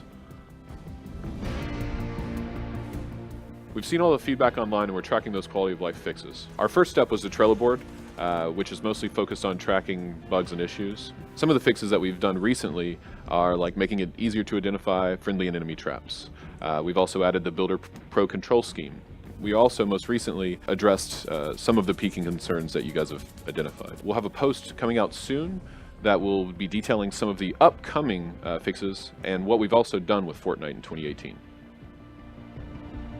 Boogie Down contest recently ended. Be sure to head to the link in the description below and check out all those awesome moves. Until next time, I'll catch you guys later. All right. So there's just a quick little update on some things: service interruption, the weapon swapping, some other things. I like how open they are with that, though. They're like, yeah, we had this. Yeah, and we'll release a They- blog post mortem on it, so we will actually explain what happened. One thing I like about Epic is you mentioned all those little videos. They're very social. Those those are very shareable clips. I'm sure those are getting ripped and being put on Twitter and Facebook and being and Instagram and being tweeted and retweeted and liked and shared and so on and so forth. Because I mean they're little and they're funny. I mean that Klinger video was 12 seconds long. 12 seconds, and guess how many views it has on you? You don't have it open, do you? How many views do you think it has on YouTube? I don't know. I'm not sure how many million. It's got 500,000 views, 568,000 views on YouTube. It's been out today. It's been out one day, not even a day. It's been out today. It'll be millions here by the end of the week. So I mean, you're talking about they're in a culture, in a climate where they've got younger people playing this, and obviously most people playing PC games are younger in that aspect. Anyway, and when I say younger, I mean you've got people that are in. You've got freshmen and even people down in middle school playing this game, and they're on social media sharing links and videos and GIFs and memes and stuff like that. And this fits right into that shareability thing. Right into the shareability thing. H1Z1 did this early on too, where they did a lot of these short little videos. I remember they used to make a lot of videos that were less than a minute long. The one I remember, we opened the show with it at one point. It was the cabin. It was a cabin, and they had a couple characters there, and they're having a party, and they showed some new skins off. Those are very social, shareable videos. This is a winning strategy. This video has been out less than 24 hours. It has 568,000 views. I think they understand their market too. Oh yeah, I mean, they understand who they're aiming for and what they want to see and what they're willing to share. They don't want a 10-minute tutorial, on the game and everything else. They just want to have something quick. It's going to get hyped and maybe, as you said, put into another video where they're actually talking about it. Exactly. So I mean, me being more of a nerd when it comes to this stuff, we like the details, but these things are perfect. It explains exactly what it is. It shows it in a funny way. There's no questions. Yep. And guess what? The item's in the game now. Just like that. In the game. So yep, and they did 3-4 videos this week alone. So they're putting out a lot of these quick videos. And they did announce the winner to their boogie contest. The link for that rather is in the show notes. So you can check that out over on our website, infectionpodcast.com, if you're interested. There's just not really any audio content to go along with it, so it doesn't really. One thing I was kind of disappointed about was it seemed like it was more professional dancers that won this. Yes. And a lot of people. The winner was choreographed. It looked like they were in a dance hall or some type of dance class. Yep. And so that was one thing where there was people that said, like, there was this kid who wore an orange T-shirt. Like, he was a crowd favorite. Because it was fun. It was funny, but it would have been something they could have put in the game. But it looks like Epic didn't. They went with, okay, what would probably look the best on an anime character now? Because they can't make the kid. They're not going to make the character look like a funny kid. Yeah. They could have something that's going to carry over to whatever character they have on there. It has to be crisp, not some spazzy type of a dance that some kid's doing. So, all right, we've got Radical Heights, which we've been talking about a little bit coming up to this. Yeah, I actually they did put out their patch. I actually played some more of that this week with my friend Sean, and that was his first time really playing it, and we had a pretty good time with it. I had a better experience. My previous experience was only playing solos, and I had a very poor experience with that. Played some duos with him, and I had a much better experience. Yeah, I've mostly played with PH, just doing duos. Okay. I don't have as much fun doing the solos. Kind of your same experience as you. One thing, on the 18th they put out this patch 1, and they were getting a lot of comments of people wanting to be able to do better bike tricks because the bike physics weren't the best. Couldn't do as many tricks. So that's one thing they did improve. When you dive in through windows, it now makes a crashing sound. So, but you don't take any damage from that. They do have some more cosmetic items. So some different glasses you can have that are all an 80s theme. They added a new weapon to this, and this is the FAL. So I'm not sure. Yeah, it's just the FAL is what they're calling it. Looks like a type of a rifle. One other thing they said show your cards, new custom kill card items. So they have backgrounds, borders, icons for your character you can get now to customize that. And then they did a lot of fixes. I know that they did some work on anti-cheat, which was a concern. That they said additional anti-cheat measures implemented. That does not say to me that they've implemented a brand name anti-cheat. And so they do have a report button that they put in. So that will help. You don't have to go to a forum or a form and implement outside of the game. They now have it built into the game. You can go and hit report on people. They added some South American servers. They added Chinese and Japanese localization, which is the text in there that was not working properly before. And yeah, they said they added cosmetics added to the world and prize room. So find them in game and unlock them with your in-game cash. That's one of the reasons that you play this, and deposit that cash so you can go and buy these. Bat Chain People are saying that's the NATO rifle. So that fails the NATO rifle. It was in one of the Call of Duties, and it was the effin FAL was the name of it. So I've seen that. I've seen that before. In here, I guess that with the duo partners, if you died and the other person lived, they got the win, you didn't. So now they fixed it to where duo partners now win together. Oh, that's good. Which I think was just, as it looks like a mistake. They had it to where it wasn't counting it properly. And it says that dead teammates will not receive the double cash bonus for winning. So you win, but you don't get the double cash bonus for winning if you're dead. That makes sense. I can live with that. Yeah. So our goal is to live. I've seen a lot of wins though with people crawling on the ground, like in PUBG and things. So I wonder if you're still alive but knocked out, I wonder if that still counts. It probably still counts as a win. So yeah. All right, sure. And then then there's a lot of fixes. They increase the throwing speed. Just a lot of things were speed up, increased damage on a number of weapons, and so fixed ragdolls playing footstep sounds when they were flying all around. They fixed the zip line and trampoline stuttering lag. I don't know if you noticed when you were on a trampoline jumping up and down right before you hit it, like it did kind of a stutter sound. Actually, I didn't notice that. Yeah, because I'd sit there just in the lobby, I'd jump down on the trampoline, and it when you landed, it did a stutter, so that's fixed. And then armor is now correctly colored to reflect its tier. And then just a lot of bug fixes. Now they did do a hot fix, and this was today, just mainly fixing crashes. They fixed some exploits, and that today was the one where they added the report player on the death screen.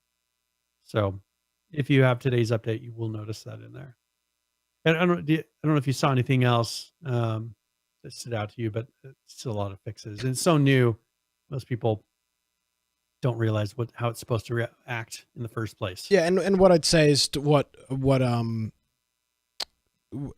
I said last week, which is play the game. It's free. It's fully accessible for you to play. And make sure you play at least 3 games, because you'll probably be frustrated with the first one. And play duos. Don't play solos. I had a very poor experience with solos. So if you can play duos with somebody that you're talking to, so you can kind of plan it out a little bit better. Yep. Real quickly, I do want to mention this. I wasn't aware that this came out, but our friend Greenman Cartoons has published a new video, a Fortnite Battle Royale in 5 minutes animated video. So it just got published today. So there'll be a link in the show notes to that. And maybe if I don't want to just show his whole video on the show here, we'll post a link to it so that you can go ahead and watch that. But go check out our friend Greenman Cartoons on YouTube. I'm sure if you've followed Ark, H1Z1, or PUBG, you've probably seen his videos. Overwatch, you've seen his animated skits before, and I'm sure this one will live up to the hype of the other ones. So we'll have a link in the show notes to that. Highly recommend you check that out. He's a good friend of the show. Very good. And one thing, we'll just mention this. There was a hot fix for Conan Exiles. Yep. Mostly just some fixes, not really worth going through. Not anything new, but just some fixes for optimizations and fixes for like placing items, things like that. So check that out if you're into that. Maybe we're noticing an issue to make sure it was fixed. And here's some big news. Yes. We had news. Firebomb going crazy about this. Oh, I'm sorry. And, wrong big news. I apologize. Hold on. Oh no, this is different big news. Let me put a different let me put a different graphic up on the screen. There we go. This is big news. Go ahead. All right, so this is actually a video. So they have updated the engine, probably the first time since they started this project for Friday the 13th. And so I want people to go and play this video, and we'll see if people are blown away. Are we talking? We're talking over. Is that correct? Oh yeah, we can. Okay, so. All right, so on the left is the original. This is prior to the engine update, and on the right is after the engine update. Looks just a lot darker on the right. Yeah, so it is darker, and it's walking darker. looks smoother. The walking does look a lot smoother. Yeah. Now, one thing that you will notice is, there on some scenes where the shirt is wet, it wasn't doing it properly in some cutscenes before. Okay. On, I think it was the Xbox One, and now so like a wet shirt looks correct. Man, if the frame rate was any worse in this video, I don't know what I'd do.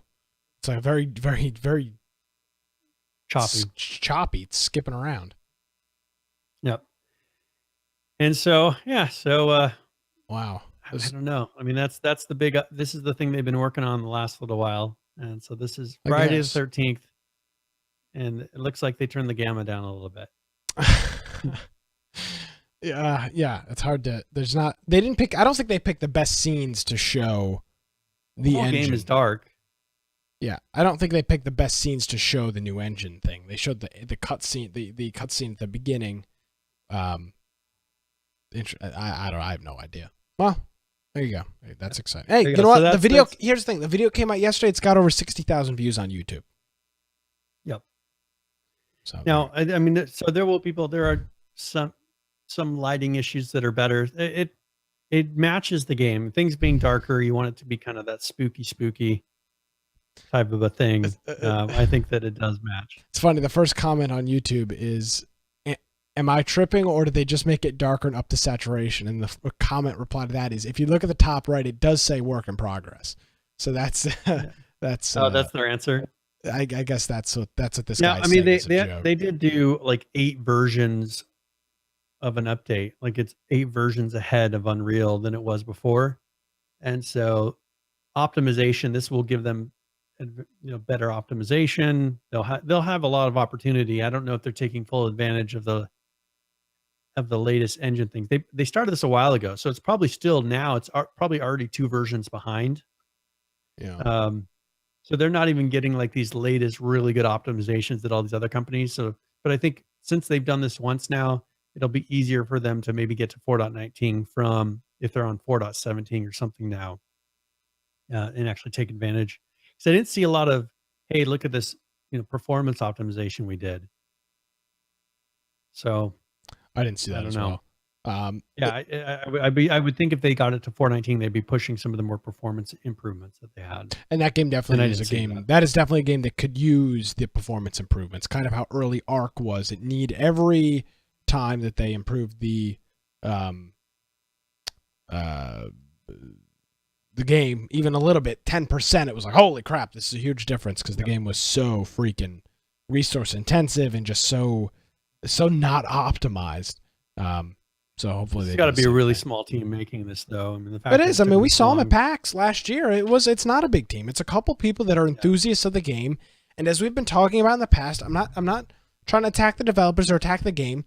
This is not meant to be a mainstream game. This is meant to be a game for people that just they love the Friday the 13th series. They love everything Friday the 13th. That's who this is meant for. It's not meant for you and I and most of the people watching this podcast. That's just not who it was meant for. And it became very obvious at PAX last year with how they kind of talked to the audience and how they talked to each other, that this wasn't meant to be a blockbuster game. Yeah. I think it got a little more hype than what they're expecting. It kind of became expected to be a mainstream game. Well, again, because it's in the genre. We're currently talking about zombie survival, the horror. We're in the survival genre. That's what we're in right now. We started with DayZ back in 2012, and we've progressed up 2011, and we've progressed up to this point right now. And throughout this entire all these years, it's been survival, and Friday the 13th fell right into it. Now the problem is when the game came out, there wasn't anything to do. The game was incredibly repetitive. It was broken as hell, and it wasn't a great experience. Now, is the game bad? No. But it's not something that you can play every day. It's not something you can play every weekend. It's something you play every couple months. And that's what we do. We've played it for Game of the Week a couple times. And it's the same thing. You play a couple games and you go, all right. Not really any different than it was before. Jason is still glitchy, and that's about it. Yeah. And I think that this is mostly them. I think they had to update this so that they weren't so far behind. Yeah. And I think this was more of a thing of them just saying, all right, we're catching up. Let's take advantage of the few benefits of whatever new engine we're on. Because they don't seem to have optimized it based on this. It seems like if they really, I think they just were like, okay, well, when we upgraded the engine, it changed the lighting some. Here you go. But I think there's a lot of optimizations they could do now that they're on this current version that they're not even, that we'll probably see in the next patch or two that they do. I think this was just the initial pass. Yeah, I would say that's probably all the right. case. So now you want to do the real big news? Yes. The actual. Yes, I'm sorry. I was actually prepared for this. So this kind of hit everybody by surprise today. I don't think anybody was expecting this, and we have heard soon TM for years now, literally, and that's not an exaggeration, years now, that H1Z1 was coming to the PlayStation 4.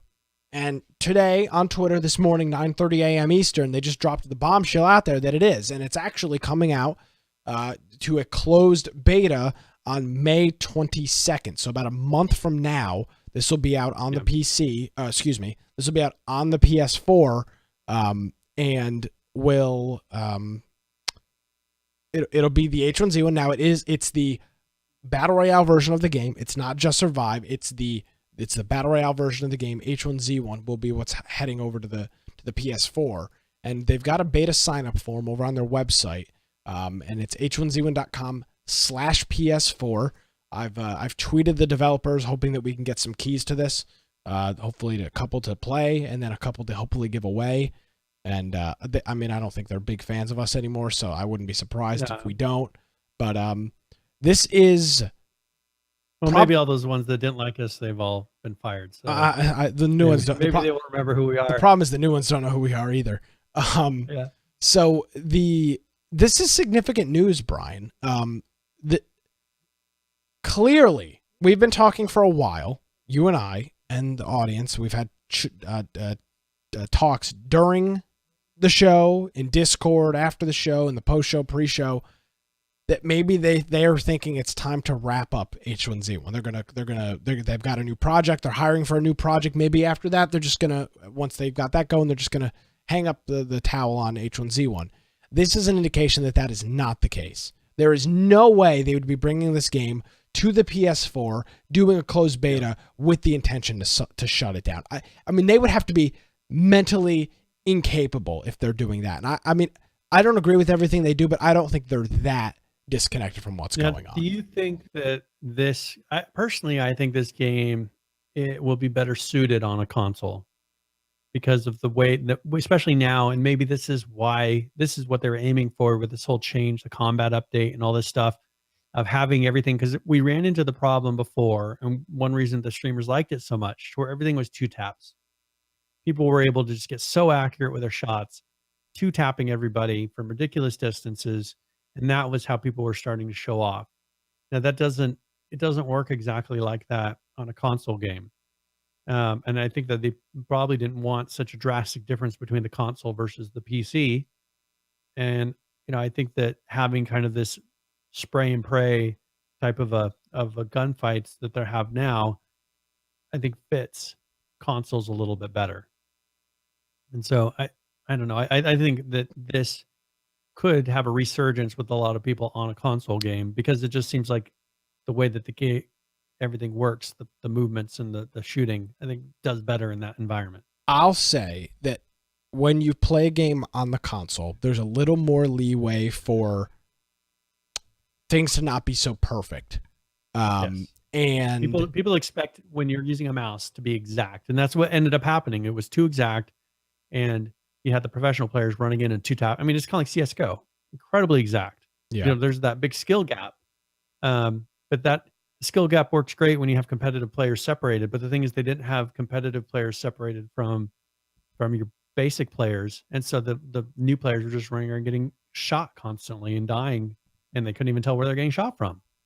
exactly. And then they assume it's a hacker. I mean, they're just, there's probably plenty of shots that weren't hackers, but when you have somebody two tap you from a distance that the new player can barely see somebody from, that feels like a hacker.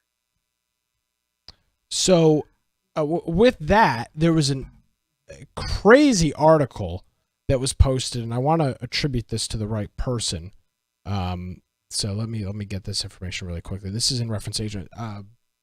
Justin This is- Olivetta. This is Stairwave, who posted this. Who posted mentioned this in our Discord. So we have many of times on this program referenced the fact that H1Z1 is owned by an investment firm, Yes. Columbus Nova. We have referenced that 100 times, and that was based off the information that they published, that they were purchased from Sony by a company called Columbus Nova, which was a Russian investment house, and we'd attributed decisions made about the game were made because an investment house at some point, an investment firm at some point, was making the decisions. Some of the was calling some of the shots, and an investment firm is about money, money, money.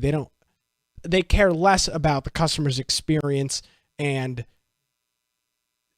I think they have less customer focus than a game developing company does. So this article on massivelyop.com. So the reason that this spawned up is that because the U.S. Department of Treasury has targeted several Russian oligarchs and frozen their assets due to destabilizing activities. And one of these companies that was hit was Columbus Nova. And what's going to be going on here is, as of until June 5th, they've got to wind down operations, contracts, and or other agreements. So they pretty much got to shut down the businesses or sell them off or do something here in the U.S. because they no longer can operate. Yes. Now, so there's a twist to this. I don't know if you noticed at the end, there used to be a link to a press release, that original press release. Daybreak today, because it was there. It's in the update. Yeah. So but the thing is, that's gone. Daybreak took it off.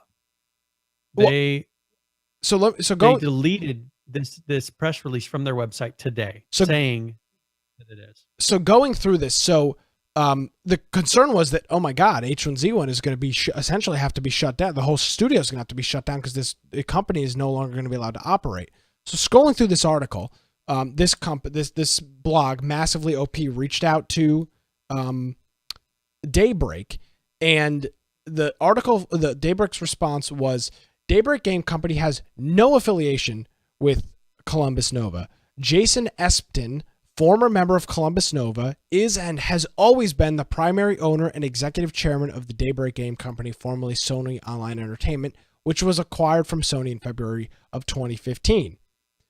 The article goes on to say, readers will recall it was widely reported that the investment firm Columbus Nova bought SOE from Sony in 2015. In fact, the first paragraph of that press release. Yes. But February 2nd, 2015, Columbus Nova, an investment management firm based in New York, announced today that it has completed its acquisition of Sony Online Entertainment. Yes.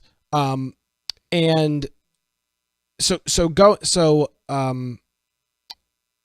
so going through this, then there's another update that says Daybreak tells us its original press statement about Columbus Nova acquiring Daybreak was an error on the part of the company and that it is correcting the error now.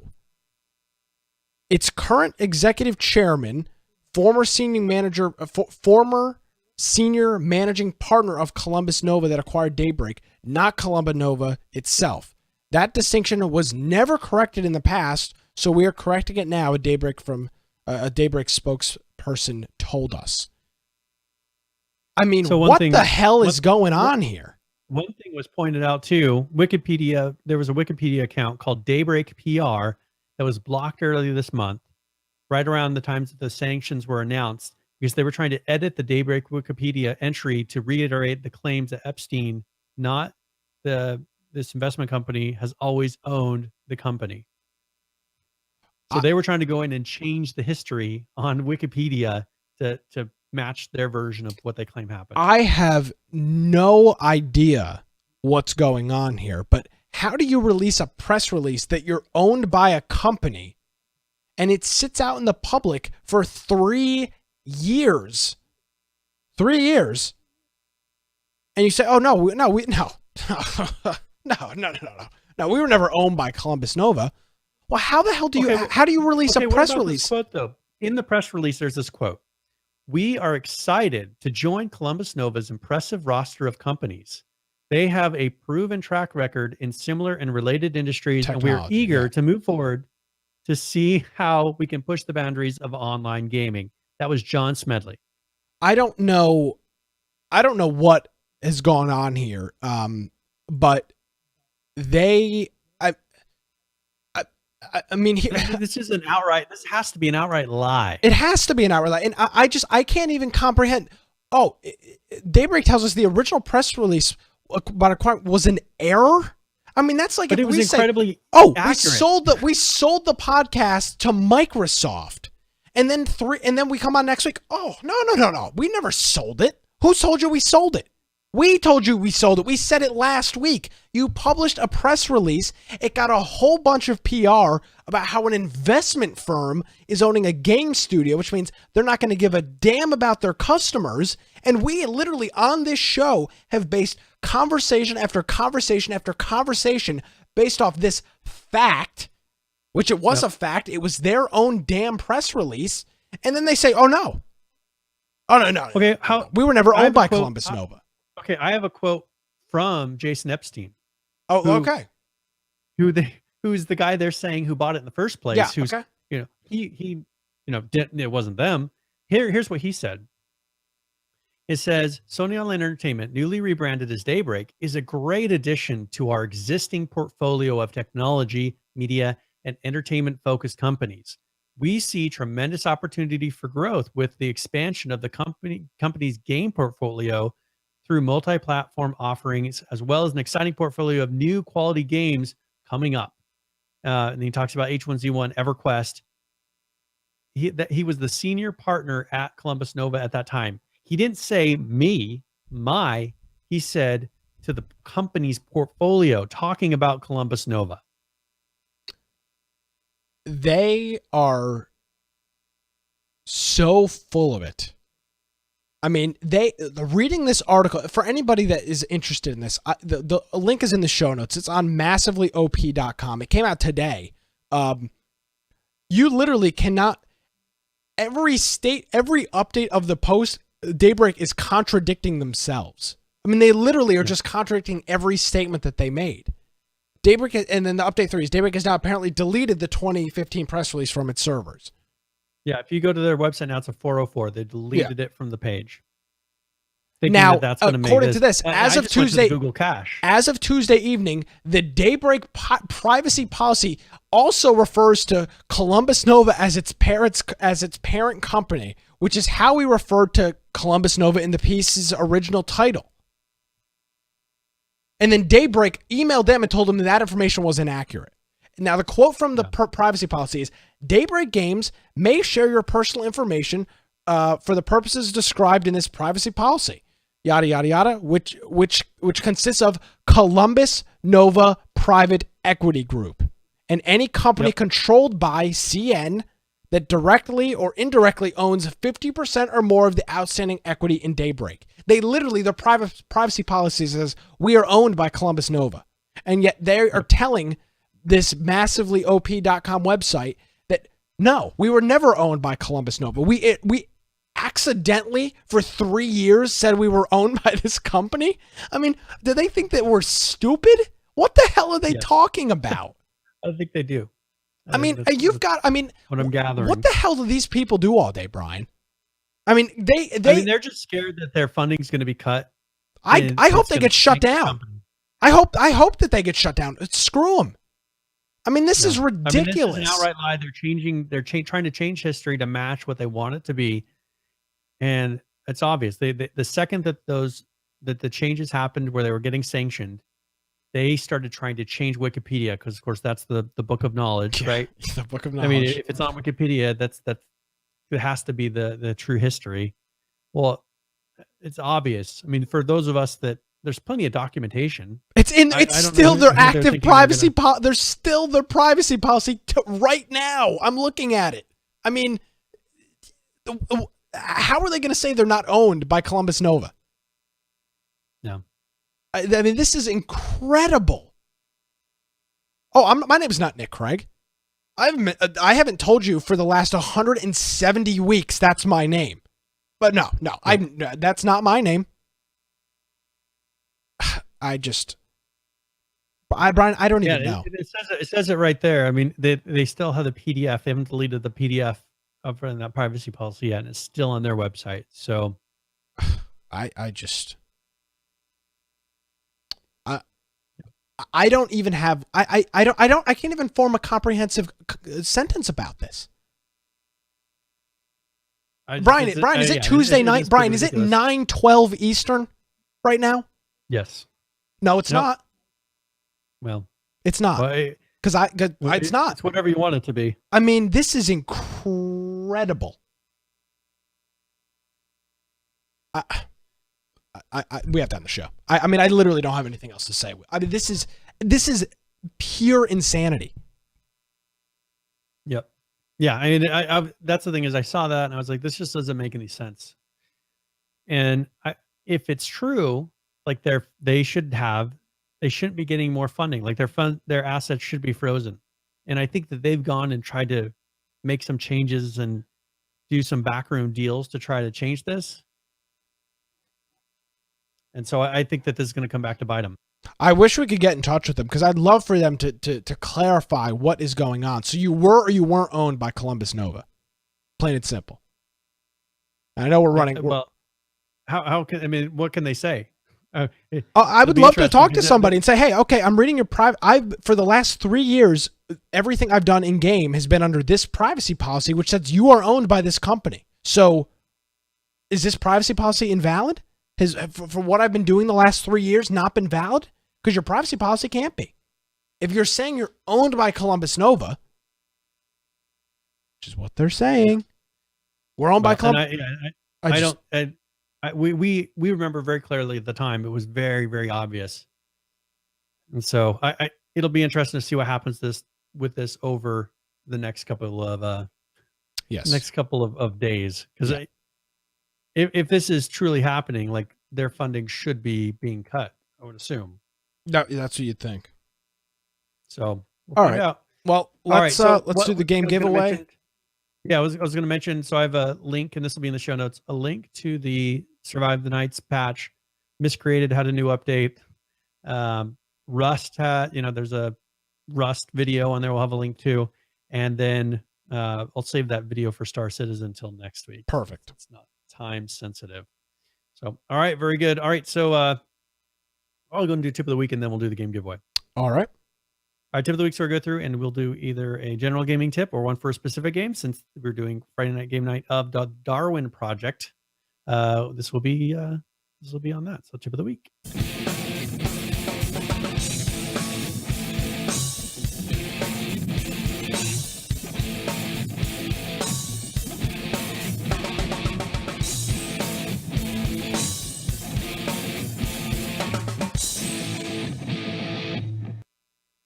All right. So in the Darwin project, you will notice that you have a crafting wheel.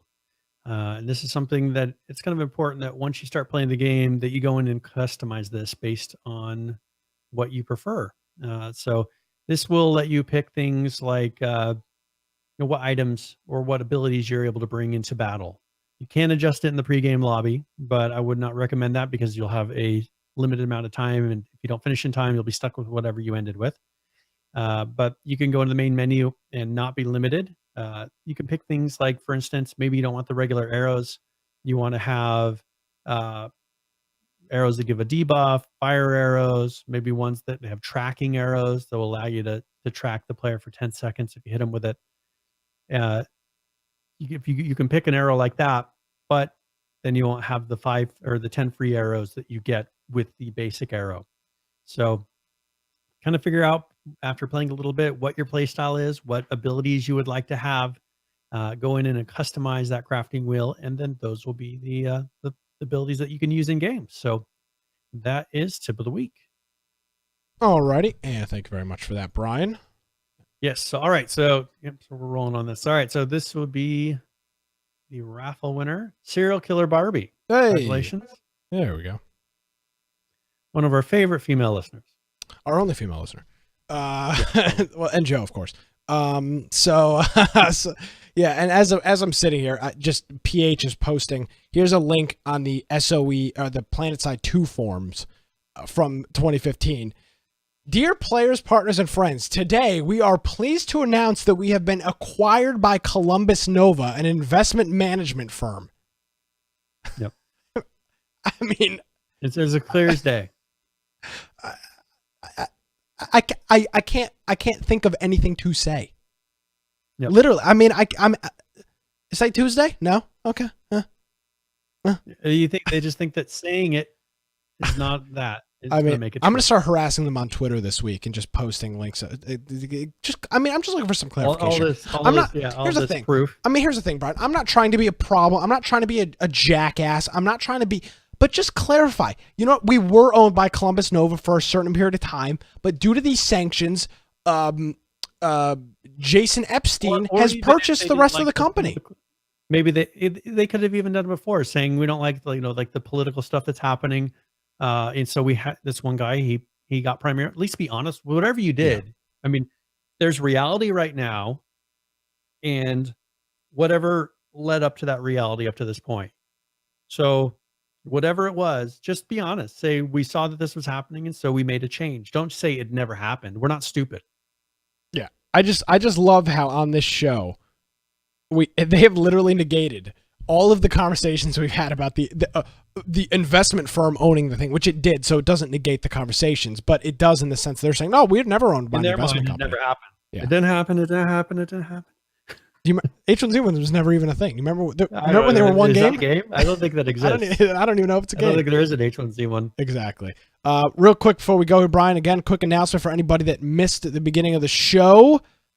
We are heading out to PAX West 2018, August 31st through September 3rd, Seattle, Washington. We'll have some details on that next week. And I do want to quickly thank a couple of people that have subscribed or done the Twitch Prime subscription. Of course, our friend Unicorn Joe, our friend Tag, who subscribed for 2 months, and our friend Barbie, who also subscribed for 3 months during the broadcast. So thanks everybody for the support on that. And starting here in the next couple weeks, we'll have some more stuff on PAX West. We're really looking forward to it, and we thank everybody for the opportunity. And I'm sure it will be a very good time. Alrighty, game of the week. We're going to be playing some Darwin Project. It's free to play. Get it, download it, join us in Discord 8 p.m. Friday evening. Mr. Brian, where can people find you online? All right. If you want to find me at Boise Computer on Twitter, of course, you can go check out my blog, Bite of Tech. And of course, that's with an I, biteoftech.com. Also, make sure you go to our website, infectionpodcast.com. We have a contact form if you want to send a message through there. It goes to Nick and I. Or if you want to join our Discord, which is an excellent way to communicate with everybody throughout the week, and it's totally free. We have our YouTube channel on there. So if you want to go there and maybe subscribe to us, like some of our videos, I think that's what you do, like them on there. Also, if we have our podcast forums, if you're going to be on the road, maybe you don't have a chance to catch us live or catch our video version, It's a great way to listen and spend your drive to work. So that's it for me. Alrighty, thank you, Brian, and we'll see you Friday night. Thanks for everything. And I know we ran a little bit long this evening, so hopefully everybody's enjoyed the show. You can follow me on Twitter at Nicholas M. Craig for any of the links, any of the articles, including the Green Man Cartoons video, which I'd highly recommend you go check out. You can head on over to our website, infectionpodcast.com, for that. Ladies and gentlemen, thank you so much for joining us for another episode of Infection. My name is Nick Craig. At Nicholas M. Craig is my Twitter. We'll see you next week.